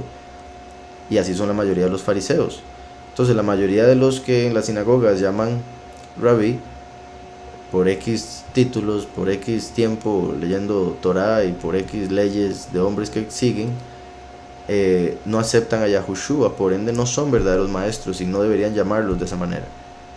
Una persona que enseña de Yahushua es un verdadero maestro si enseña la verdadera doctrina, obviamente, del Mesías, porque entiende que su maestro es Yahushua, que le enseña a través de la Ruach. Así como toda persona tiene un padre terrenal y tiene un padre celestial, pero uno no debería andar llamando a un sacerdote católico padre. No llames padre a nadie en la tierra, porque uno es vuestro padre, Yahweh que está en los cielos. Pero el mismo Yahushua dijo en la oración: Padre nuestro que estás en el cielo, porque él obviamente comprende que hay un padre en la tierra, porque nos dice en el mandamiento: honrarás a padre y a madre. Entonces hay que leer el contexto y entender lo que Yahushua ahí decía.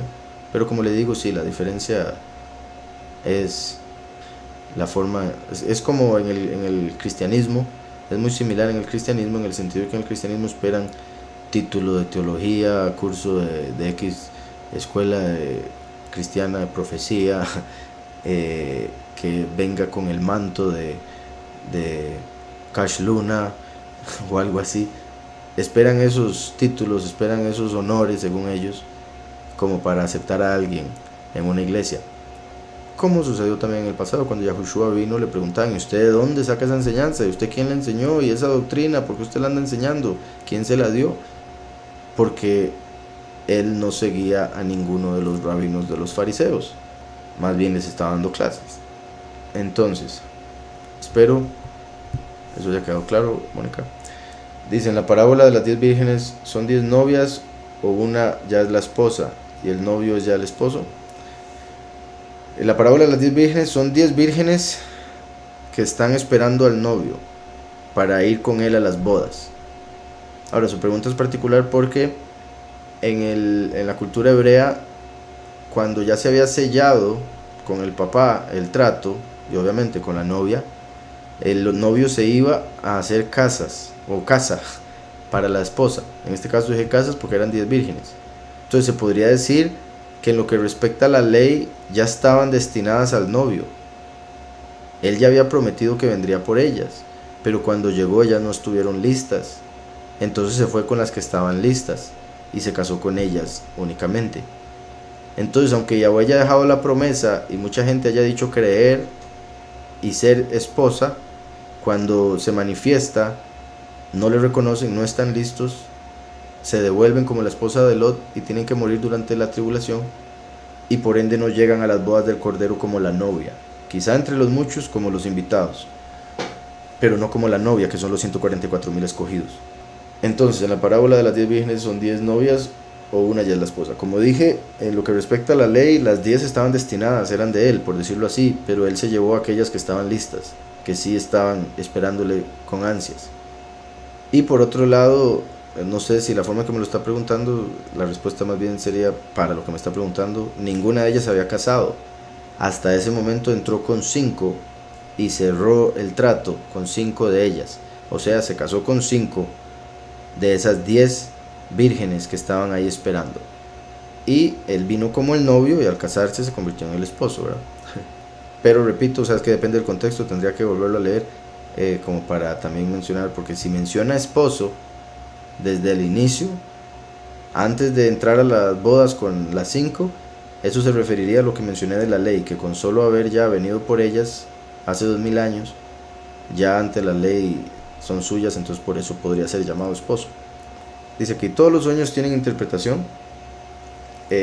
Sí, todos los sueños tienen interpretación, no necesariamente todos son proféticos, o no todo lo que sale en el sueño es profético, quizás solo una parte. También, o sea, un sueño puede ser por lo que se comió, por lo que vio antes de dormirse, por los miedos que tiene, por un pleito que tuvo, por algo que ha estado pensando mucho. Eso es como lo más común. Pero los sueños también los utiliza el enemigo. Esa es una dimensión que Yahweh permite que el enemigo pueda manipular. Entonces hay gente que es engañada por sueños, por cosas que el enemigo pone. Y por otro lado están los sueños del Padre, claramente. En el judaísmo se habla de que todo sueño tiene una parte de profecía, una pequeña parte de profecía. Entonces me dice por acá, Todos los sueños tienen interpretación, veo que siempre le mandan algunos, pero a veces parecen no tener mucho sentido o contenido espiritual. Sí, como le digo, no siempre necesariamente son proféticos. Dice por acá, buenas noches, ¿qué opinas sobre los judíos mesiánicos y sus canciones?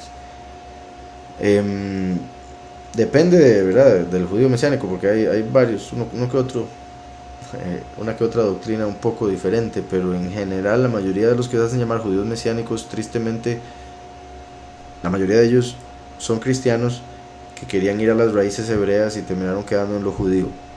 Entonces empiezan a buscar al Todopoderoso a través de lo judío, empiezan a seguir cabezas líderes relativamente judíos que los llevan a mandamientos de hombres y los llevan a la letra.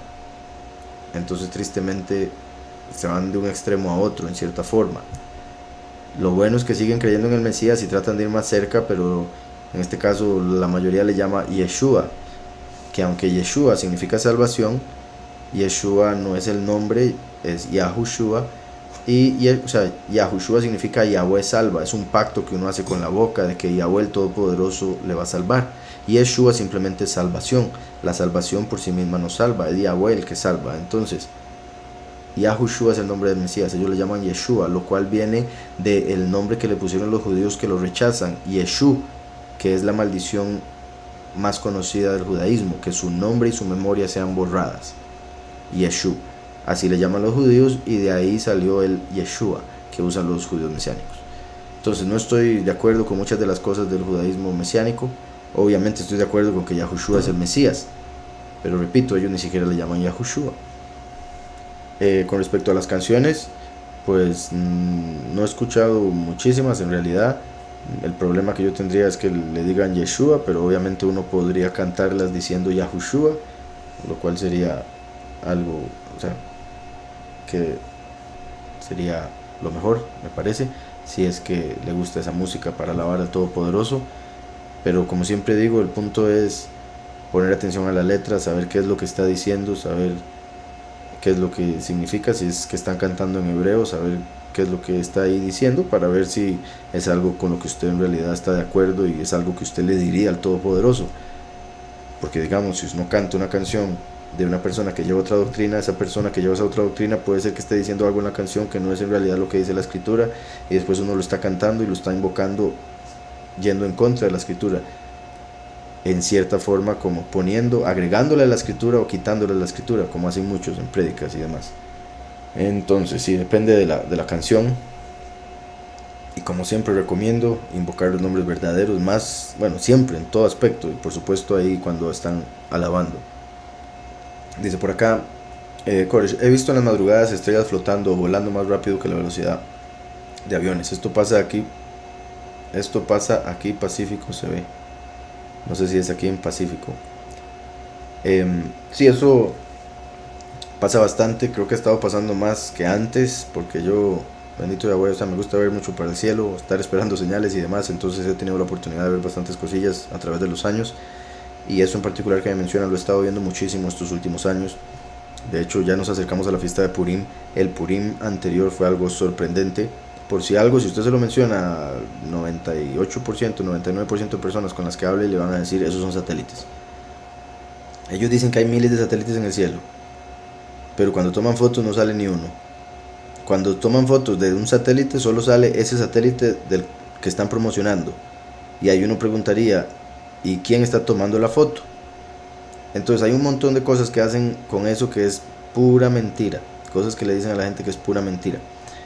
Entre esas, la cantidad de luces que se pueden ver en el cielo moviéndose, además de la distancia a la que tendría que estar el satélite. Son satélites que no tienen luces porque es que se ven alumbrados, porque con tanta fuerza como una estrella, y bueno, un montón de cosas que se vendrían una tras otra en contra de esa idea con la que han engañado a mucha gente. Eso posiblemente puedan ser ángeles, por el hecho de que los malajim están conectados con las estrellas. Las estrellas son, por decirlo así, el cuerpo físico o el cuerpo celeste de esas entidades espirituales de otra realidad. Incluso es curioso ver, la escritura dice que hay un firmamento duro y que encima del mismo hay agua, como lo dice en Génesis. Y en las historias de varias religiones del pasado se creía que los dioses, que serían los ángeles, andaban en barcos en el cielo. Y eso podría tener relación, no que sean literalmente barcos, pero sí vehículos que están en el cielo, que utilizan ángeles para moverse de un lado al otro del firmamento y que se ven similares a las estrellas moviéndose, puesto que son malachim. Pueden ser ofanim. Ofanim son un tipo de ángel, de los 9 tipos de ángeles que hay. Los ofanim se mencionan en Ezequiel cuando él ve la estima del Padre, 4 ángeles en los 4 ángulos del firmamento que se forma, la expansión que él ve sobre la cual está el trono de Yahweh como piedra de zafiro, y al soberano sobre el trono, y cada uno de los malachim que están en los 4 ángulos de la tierra tienen una rueda a su lado, que tiene una rueda adentro, que tiene espíritu y se mueve por ese espíritu que hay en ella. Entonces, en algunos casos puede ser lo que algunos llaman ovnis. No estoy diciendo que todos los ovnis sean eso, simplemente estoy diciendo que eso podría ser llamado ovni, objeto volador no identificado, porque no se sabría a ciencia cierta qué es. Los del pasado decían que eran los dioses. Lo que dice la escritura, que esos dioses de las naciones son ángeles. Entonces serían ángeles moviéndose en el cielo, y hay un tipo de ángeles que son como ruedas, así como las estrellas se ven cuando están de muy cerca, ruedas con luces. Y sí, en Purim pasado vimos algo sorprendente. La congregación, bueno, no toda la congregación, porque fue en la pura madrugada, habíamos en ese momento como 8 todavía en el río, estábamos viendo el cielo y fue como si hubiéramos visto como una guerra de las galaxias, y de verdad solo los que estuvieron ahí saben a lo que me refiero y saben que no estoy exagerando. Era ver luces de estas moviéndose de una dirección para otra, una que otra parecía hasta cambiar de dirección, parecían haber como explosiones en el cielo, o sea, en el sentido de que se veían luces de repente, como flashazos de luz. Fue muy muy muy particular. Nunca había visto algo así como eso. Sí he visto otras cosas muy sorprendentes, pero eso sí ha sido la única. Y la vez pasada en Hanukkah también vimos algo en otro lugar donde estábamos, de la hermana Rivka y el hermano Benjamín.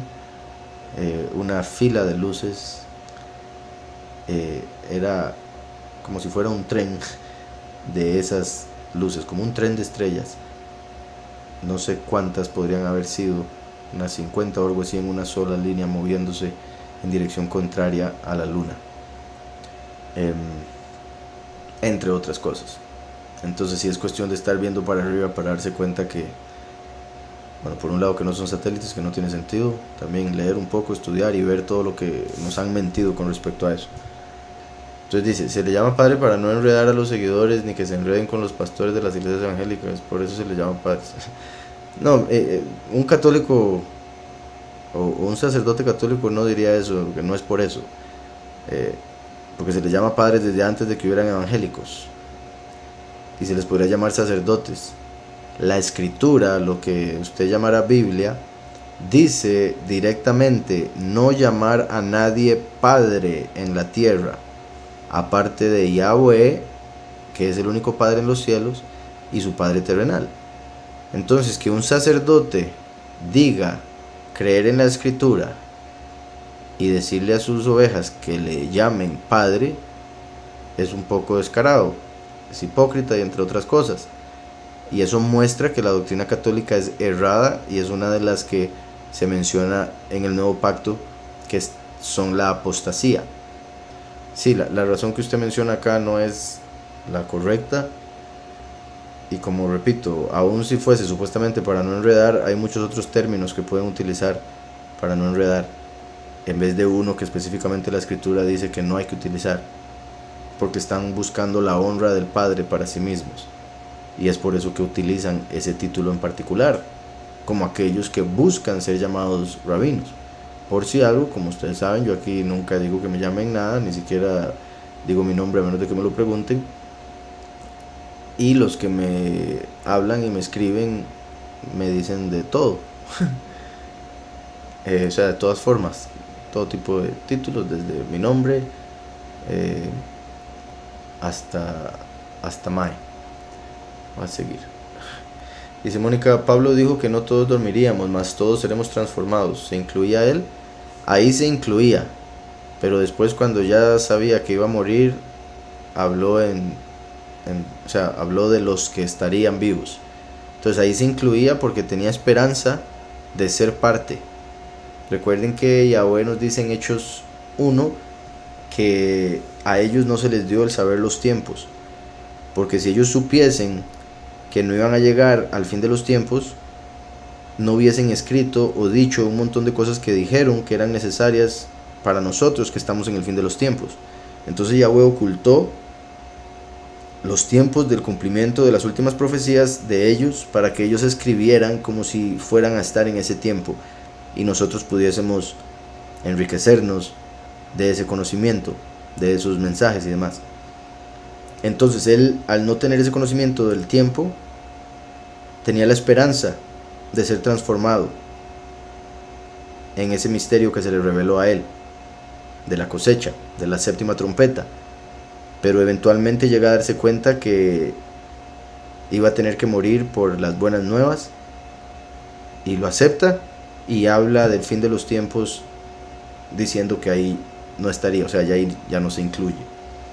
¿Qué pasaría si oro por alguien sin manto? ¿El color del manto tiene influencia? ¿Cómo orar por el mal de ojo? En sí el punto, ¿verdad? Lo que habla la escritura es de la mujer cubriéndose la cabeza como representación, como muestra de que su cabeza es Mashiach, obviamente en el caso de estar casada, su marido, cuya cabeza es Mashiach. Pero en el caso del hombre más bien debe descubrirse la cabeza porque representa a Mashiach. La mujer representa a la congregación, entonces se cubre porque es el cuerpo. Entonces, como siempre he dicho, o sea, si sucede que se da una situación en la que no tiene la cabeza cubierta y necesito orar por alguien, o sea, yo siempre, como he dicho, prefiero orar a no orar. Entonces yo diría que ore, si es posible, en su mente, en su corazón, por esa persona, más que todo por lo que hemos hablado, de lo que menciona Pablo con respecto a los ángeles, cuando ven, o sea, lo que provoca a los ángeles, el ver a una mujer con la cabeza destapada, y lo que hizo a muchos ángeles caer en el pasado y trajo mucha maldad al mundo. Por otro lado, dice, el color del manto tiene influencia. Se podría decir que sí tiene simbolismo, ¿verdad? Como normalmente usan un manto negro para funerales, entonces sí tiene simbolismo. O sea, en lo espiritual se podría decir que el punto es cubrirse, entonces no tanto, pero si se va a tomar en cuenta lo que simboliza cada color espiritualmente, no estaría de más buscar un color de los que aparecen en la escritura como algo positivo, algo del Padre: vida, gozo, cielo, reino. ¿Cómo orar por el mal de ojo? En sí, órele al Padre, ¿verdad? Por si algo, para los que escuchan y dicen, ¿cómo es el mal de ojo? El mal de ojo es algo de lo que se habla en el judaísmo, y según la forma en que se explica en el judaísmo, se ve en la escritura y se ve en la vida. Cuando una persona tiene envidia, se le puede traer los planes abajo a otros, si tiene suficiente envidia y el otro no está bien parado en el Padre. Entonces, si mucha gente sabe, si no todos, los que ya llevan unos años de vivir, que cuando uno tiene un plan, tiene ganas de hacer algo, si se lo cuenta a una persona que no tiene el deseo de que eso se cumpla, con su negatividad puede hacer que no se cumpla, y por eso a veces uno dice, mejor no le cuento a nadie hasta que se cumpla, o no le voy a contar a esta persona, pero le voy a contar a esta, y a esa persona le ayuda con su motivación. Entonces, en lo que respecta a cómo más o menos funciona o por qué Yahweh permitiría mal de ojo, así se le llama a más o menos la envidia provocada por la bendición que Yahweh le da a una persona y esa persona no sabe manejar. Entonces, si Yahweh bendice a una persona de alguna manera y esa persona utiliza esa bendición para dañar a otros, utiliza esa bendición para hacer sentir envidia a otros, para hacer sentirse menos, o que Yahweh no los quiere, o lo que sea, entonces para hacer justicia se le va a quitar esa bendición. Otra forma de entenderlo es que si una persona tiene demasiado odio, envidia y demás, puede hacer que, por decirlo así, el cable a través del cual está llegando la bendición para X persona se redireccione hacia la persona que tuvo esa envidia. Entonces por eso uno no puede utilizar las bendiciones que Yahweh le da, la prosperidad y demás, para andar, como dicen por acá, rajando, ¿verdad? Para andar presumiendo, considerándose superior, mejor, más amado y demás. Entonces, ¿cómo orar por el mal de ojo? Órele al Padre para, por un lado, saber manejar las bendiciones que Él le da, ser una persona humilde, tener buen trato con las personas y demás, y por otro lado, que la proteja Yahweh de toda maldición que le quieran enviar, que la proteja de toda envidia, de todo celo negativo, y demás, cualquier rencor, odio que puedan tener en contra suya, en sí, en general. También vemos de Yosef. A Yosef se dice que se le dio a él y a sus hijos Efraín y Menashe la autoridad sobre el mal de ojo, o sea que el mal de ojo no les afecta, porque Yosef en todo momento tuvo cuidado, andaba siempre viendo para el suelo. Cuando andaba en Egipto andaba siempre viendo para el suelo para no llamar la atención de nadie, ni de mujeres que quisieran estar con él por su belleza, ni de hombres que quisieran pelear con él por envidia. ¿Aparece esta pandemia en las escrituras? Yo considero que sí, pero más como dije ahora, el sistema, el Illuminati, la forma en que actúa es que primero provoca un problema, tesis, después con ese problema que provocó hace una reacción del pueblo, antítesis, y a través de eso ofrecen una solución que el pueblo acepta por el problema que provocó el sistema en el inicio, y eso sería la síntesis. Entonces ahí llegan ya a lo que ellos querían, y ahí se forma el triángulo como la pirámide, siendo la síntesis el ojo que todo lo ve.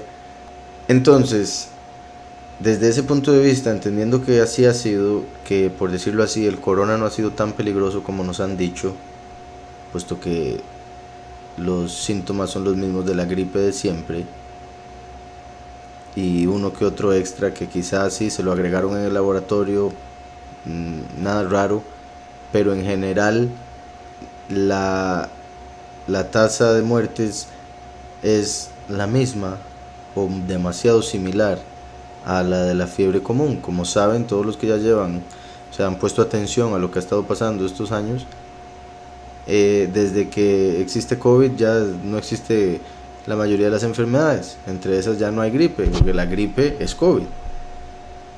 Un montón de gente, ¿verdad?, ha muerto atropellada de cáncer, de esto y de lo otro, pero en el certificado dice COVID, porque muchos hospitales han recibido dinero a través de esos resultados. Entonces, ese supuesto virus como tal, que yo creo que ya mencioné suficiente, espero que no me bloqueen, pero eso no es como nos han dicho peligroso. Lo peligroso es la solución que ellos han provisto, tristemente, y las restricciones que han hecho, trayéndose abajo la economía, un montón de hogares abajo y otro montón de cosas que han sucedido por todas esas restricciones. Eso ha sido lo peligroso, en realidad.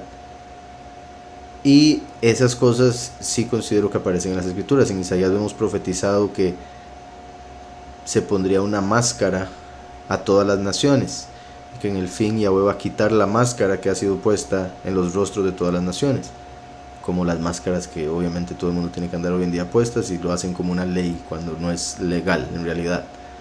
Después también aparece en el mismo profeta Isaías que Yahweh nos decía, y de hecho esto estuvo muy presente por valores numéricos. El valor numérico de la palabra corona se encuentra en el verso que hablaba: entra a tu aposento por un rato mientras pasa mi ira, como dando a entender que en el fin de los tiempos, cuando viniese la ira de Yahweh, nos profetiza que la gente sería enviada a los hogares a estar metida, encerrada y demás.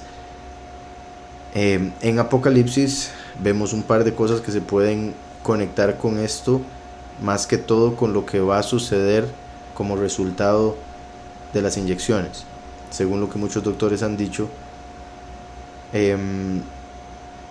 vemos en el cuarto sello que por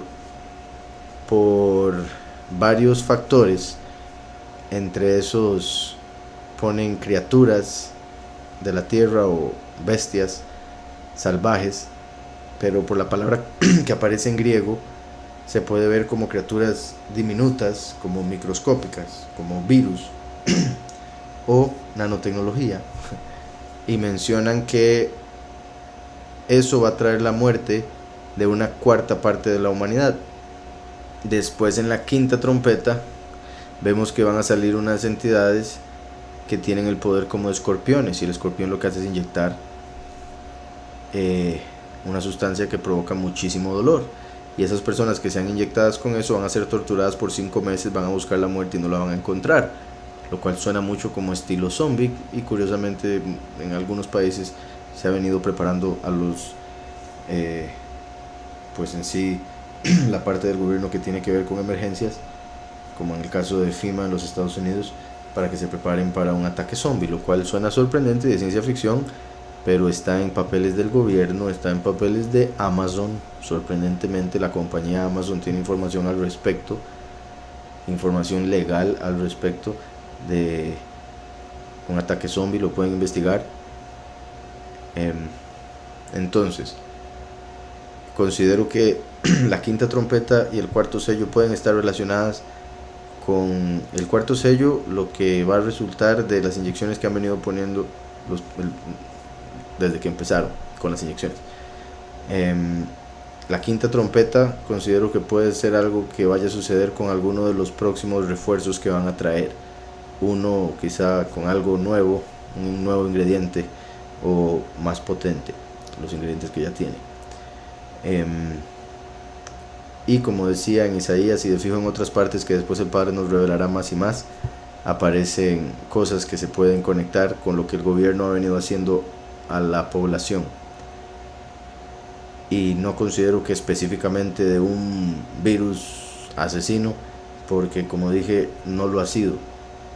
Entonces, y repito, según las verdaderas estadísticas, que sí las pueden investigar ustedes mismos, dejar de ver un poco las noticias y buscar por sí mismos para que se den cuenta. Por otro lado, también las estadísticas desde que se empezaron a inyectar, cómo se fueron para arriba los casos de personas ya inyectadas. Explicar Proverbios 14:13. Proverbios 14:13. Aún en medio de la risa se duele el corazón. Aún en medio de la risa se duele el corazón, y el término de la alegría es la congoja. Aún en medio de la risa se duele el corazón, por ejemplo, tiene que ver con el hecho de que en esta realidad hay una mezcla de todo. Todo lo bueno tiene una parte negativa, todo lo negativo tiene una parte buena, un aspecto en sí. Como siempre digo, todo en este mundo se puede interpretar de una forma positiva o negativa, dependiendo de la perspectiva, porque estamos en una realidad dual. Siendo Yahweh uno, cuando hizo la creación la hizo en pares, por eso hombre, mujer, arriba, abajo, derecha, izquierda, frío, caliente, noche, día, atrás, adelante, etcétera, etcétera, principio y fin. El presente sería el Hijo. Por otro lado, Pablo dice: lo que quiero hacer o lo que no quiero hacer, eso hago, porque siempre hay una lucha en el corazón, hay una inclinación al mal y una inclinación al bien. Entonces, cuando la inclinación al bien se goza por algo, la inclinación al mal se duele por algo. Digamos, si por la inclinación al bien alguien dio a la caridad, la inclinación al mal va a querer dolerse por eso. Por eso, como dice, que no se dé cuenta a la izquierda lo que hace la derecha. No busque exaltarse, y así esa inclinación no va a tener el poder de traerle abajo y de arruinar en sí la ofrenda, por decirlo de alguna manera. Muchas veces cuando uno está gozoso hay algo en el corazón que le dice que algo malo puede pasar, que ese gozo se puede acabar. Por un lado, porque en esta realidad las cosas cambian, hay días de gozo, hay días de tristeza, pero por otro lado porque la inclinación al mal no quiere permitir que el hombre se goce. Entonces el corazón, decía el 13, aún en medio de la risa se duele el corazón, y el término de la alegría es la congoja. Y el término de la alegría es la congoja. En sí, ¿verdad? Lo mismo que estaba diciendo, uno puede estar muy alegre, pero cuando llega la congoja, se acaba esa alegría. De hecho, digamos, si conectamos congoja con vergüenza, hay veces que una persona puede estar muy gozosa y de lo gozosa que está, hace cosas que no haría normalmente estando seria, tranquila, y puede que se pase de decir algo que no debería o actuar de una manera que no debería, y eso le provoque congoja, y hasta ahí le llegó esa alegría. Por eso así como hay que tener control de la ira, también del gozo. Por ejemplo, el vino da gozo, pero mucho vino hace que la persona se comporte de una manera negativa, sin juicio, como un cerdo, como un mono, como un león, según lo que vemos en la historia del judaísmo, dependiendo de cuántas copas beba. Aún en medio de la risa se duele el corazón, y el término de la alegría es la congoja. Y todos los impíos van a llegar a la congoja cuando mueran, y ahí se les va a acabar toda la alegría que tuvieron en esta realidad. Dice aquí, es la segunda venida el día en que regresa el lugar donde fue arrebatado, o esta sería la tercera. Es la segunda venida el día en que regresa al lugar donde fue arrebatado, o esta sería la tercera. Se refiere por el hecho de que en Hechos aparecen los dos malajim y le dicen, así como fue llevado, así vendrá. Si se refiere a eso, por un lado se puede interpretar que no necesariamente los malajim se refieren a que exactamente a ese lugar es que va a llegar, aunque puede suceder por el hecho de que, ¿verdad?, que es en Israel y va a llegar al Monte de los Olivos y este se va a dividir, pero hay varias cosas que van a pasar antes de eso, como por ejemplo con los dos testigos, uno de los cuales es el último, la segunda manifestación de Yahweh en la tierra. Dice, es la segunda venida el día en que regresa al lugar donde fue arrebatado, o esta sería la tercera. Ahora, en el caso de como lo estoy entendiendo, le diría, esa es la tercera, porque primero viene como uno de los dos testigos a predicar y anda por el mundo, y después lo matan en Israel. Entonces, lo que dijeron los ángeles en Hechos 1 se refiere a varias cosas. Una de ellas, que vendría físicamente, así como lo vieron físicamente, así vendría nuevamente. El hecho de que se fue en una nube, igualmente se van los dos testigos en Apocalipsis 11 al ascender al cielo.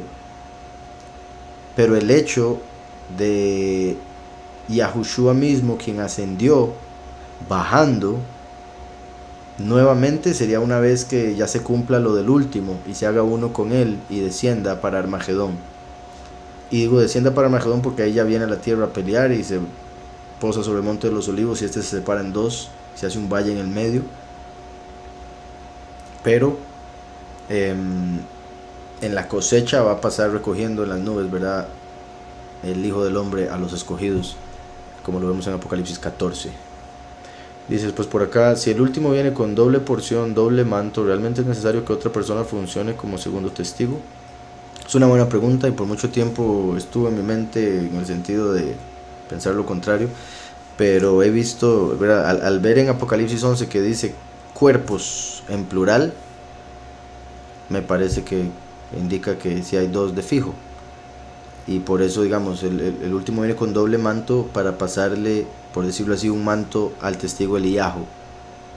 En sí, en realidad, todos los 144,000 van a recibir una doble porción, porque son hijos espirituales del último, que es descendiente de Efraín, que significa la doble porción. Entonces todos van a recibir una doble porción por ser hijos espirituales del último, que el último es a quien Yahweh pone como primogénito, quien recibe la doble porción. Y la doble porción porque ya está Yahushua al lado del Padre. Entonces está el poder del Padre y del Hijo sobre el último, que es el trono.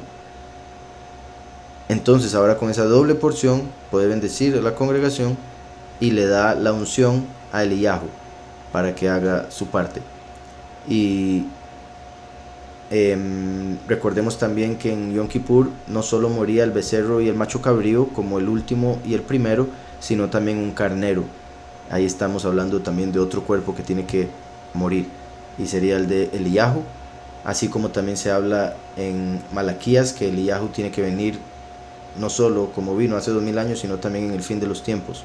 Y Yahushua dijo, ya vino, él dijo, sí es cierto que Eliyahu tiene que venir, y ya vino, dando a entender, va a venir en el futuro, y vino en ese momento como Juan el Bautista. Entonces lo vemos en Malaquías que tiene que venir, vemos que tiene que morir un carnero en Yom Kippur, y vemos que hay dos cuerpos muertos cuando matan a los dos testigos en Apocalipsis 11, además de que aparecen Eliyahu y Moshe al lado de Yahushua en la transfiguración, representando Eliyahu a los profetas, Moshe la Torá, y dando una imagen de los dos que están delante del soberano de toda la tierra, los dos olivos que están a cada lado del soberano de toda la tierra, como dice en Apocalipsis 11 que los dos profetas, los dos testigos son los dos olivos, y eso nos lleva a Zacarías 4, donde menciona los dos olivos que están delante del soberano de toda la tierra, como cuando Moshe y Eliyahu se pusieron al lado de Yahushua en la transfiguración. Entonces hay muchos factores que indican que son dos, pero es un buen punto, es una buena pregunta por lo que ya he mencionado y lo que vemos ahí en la escritura.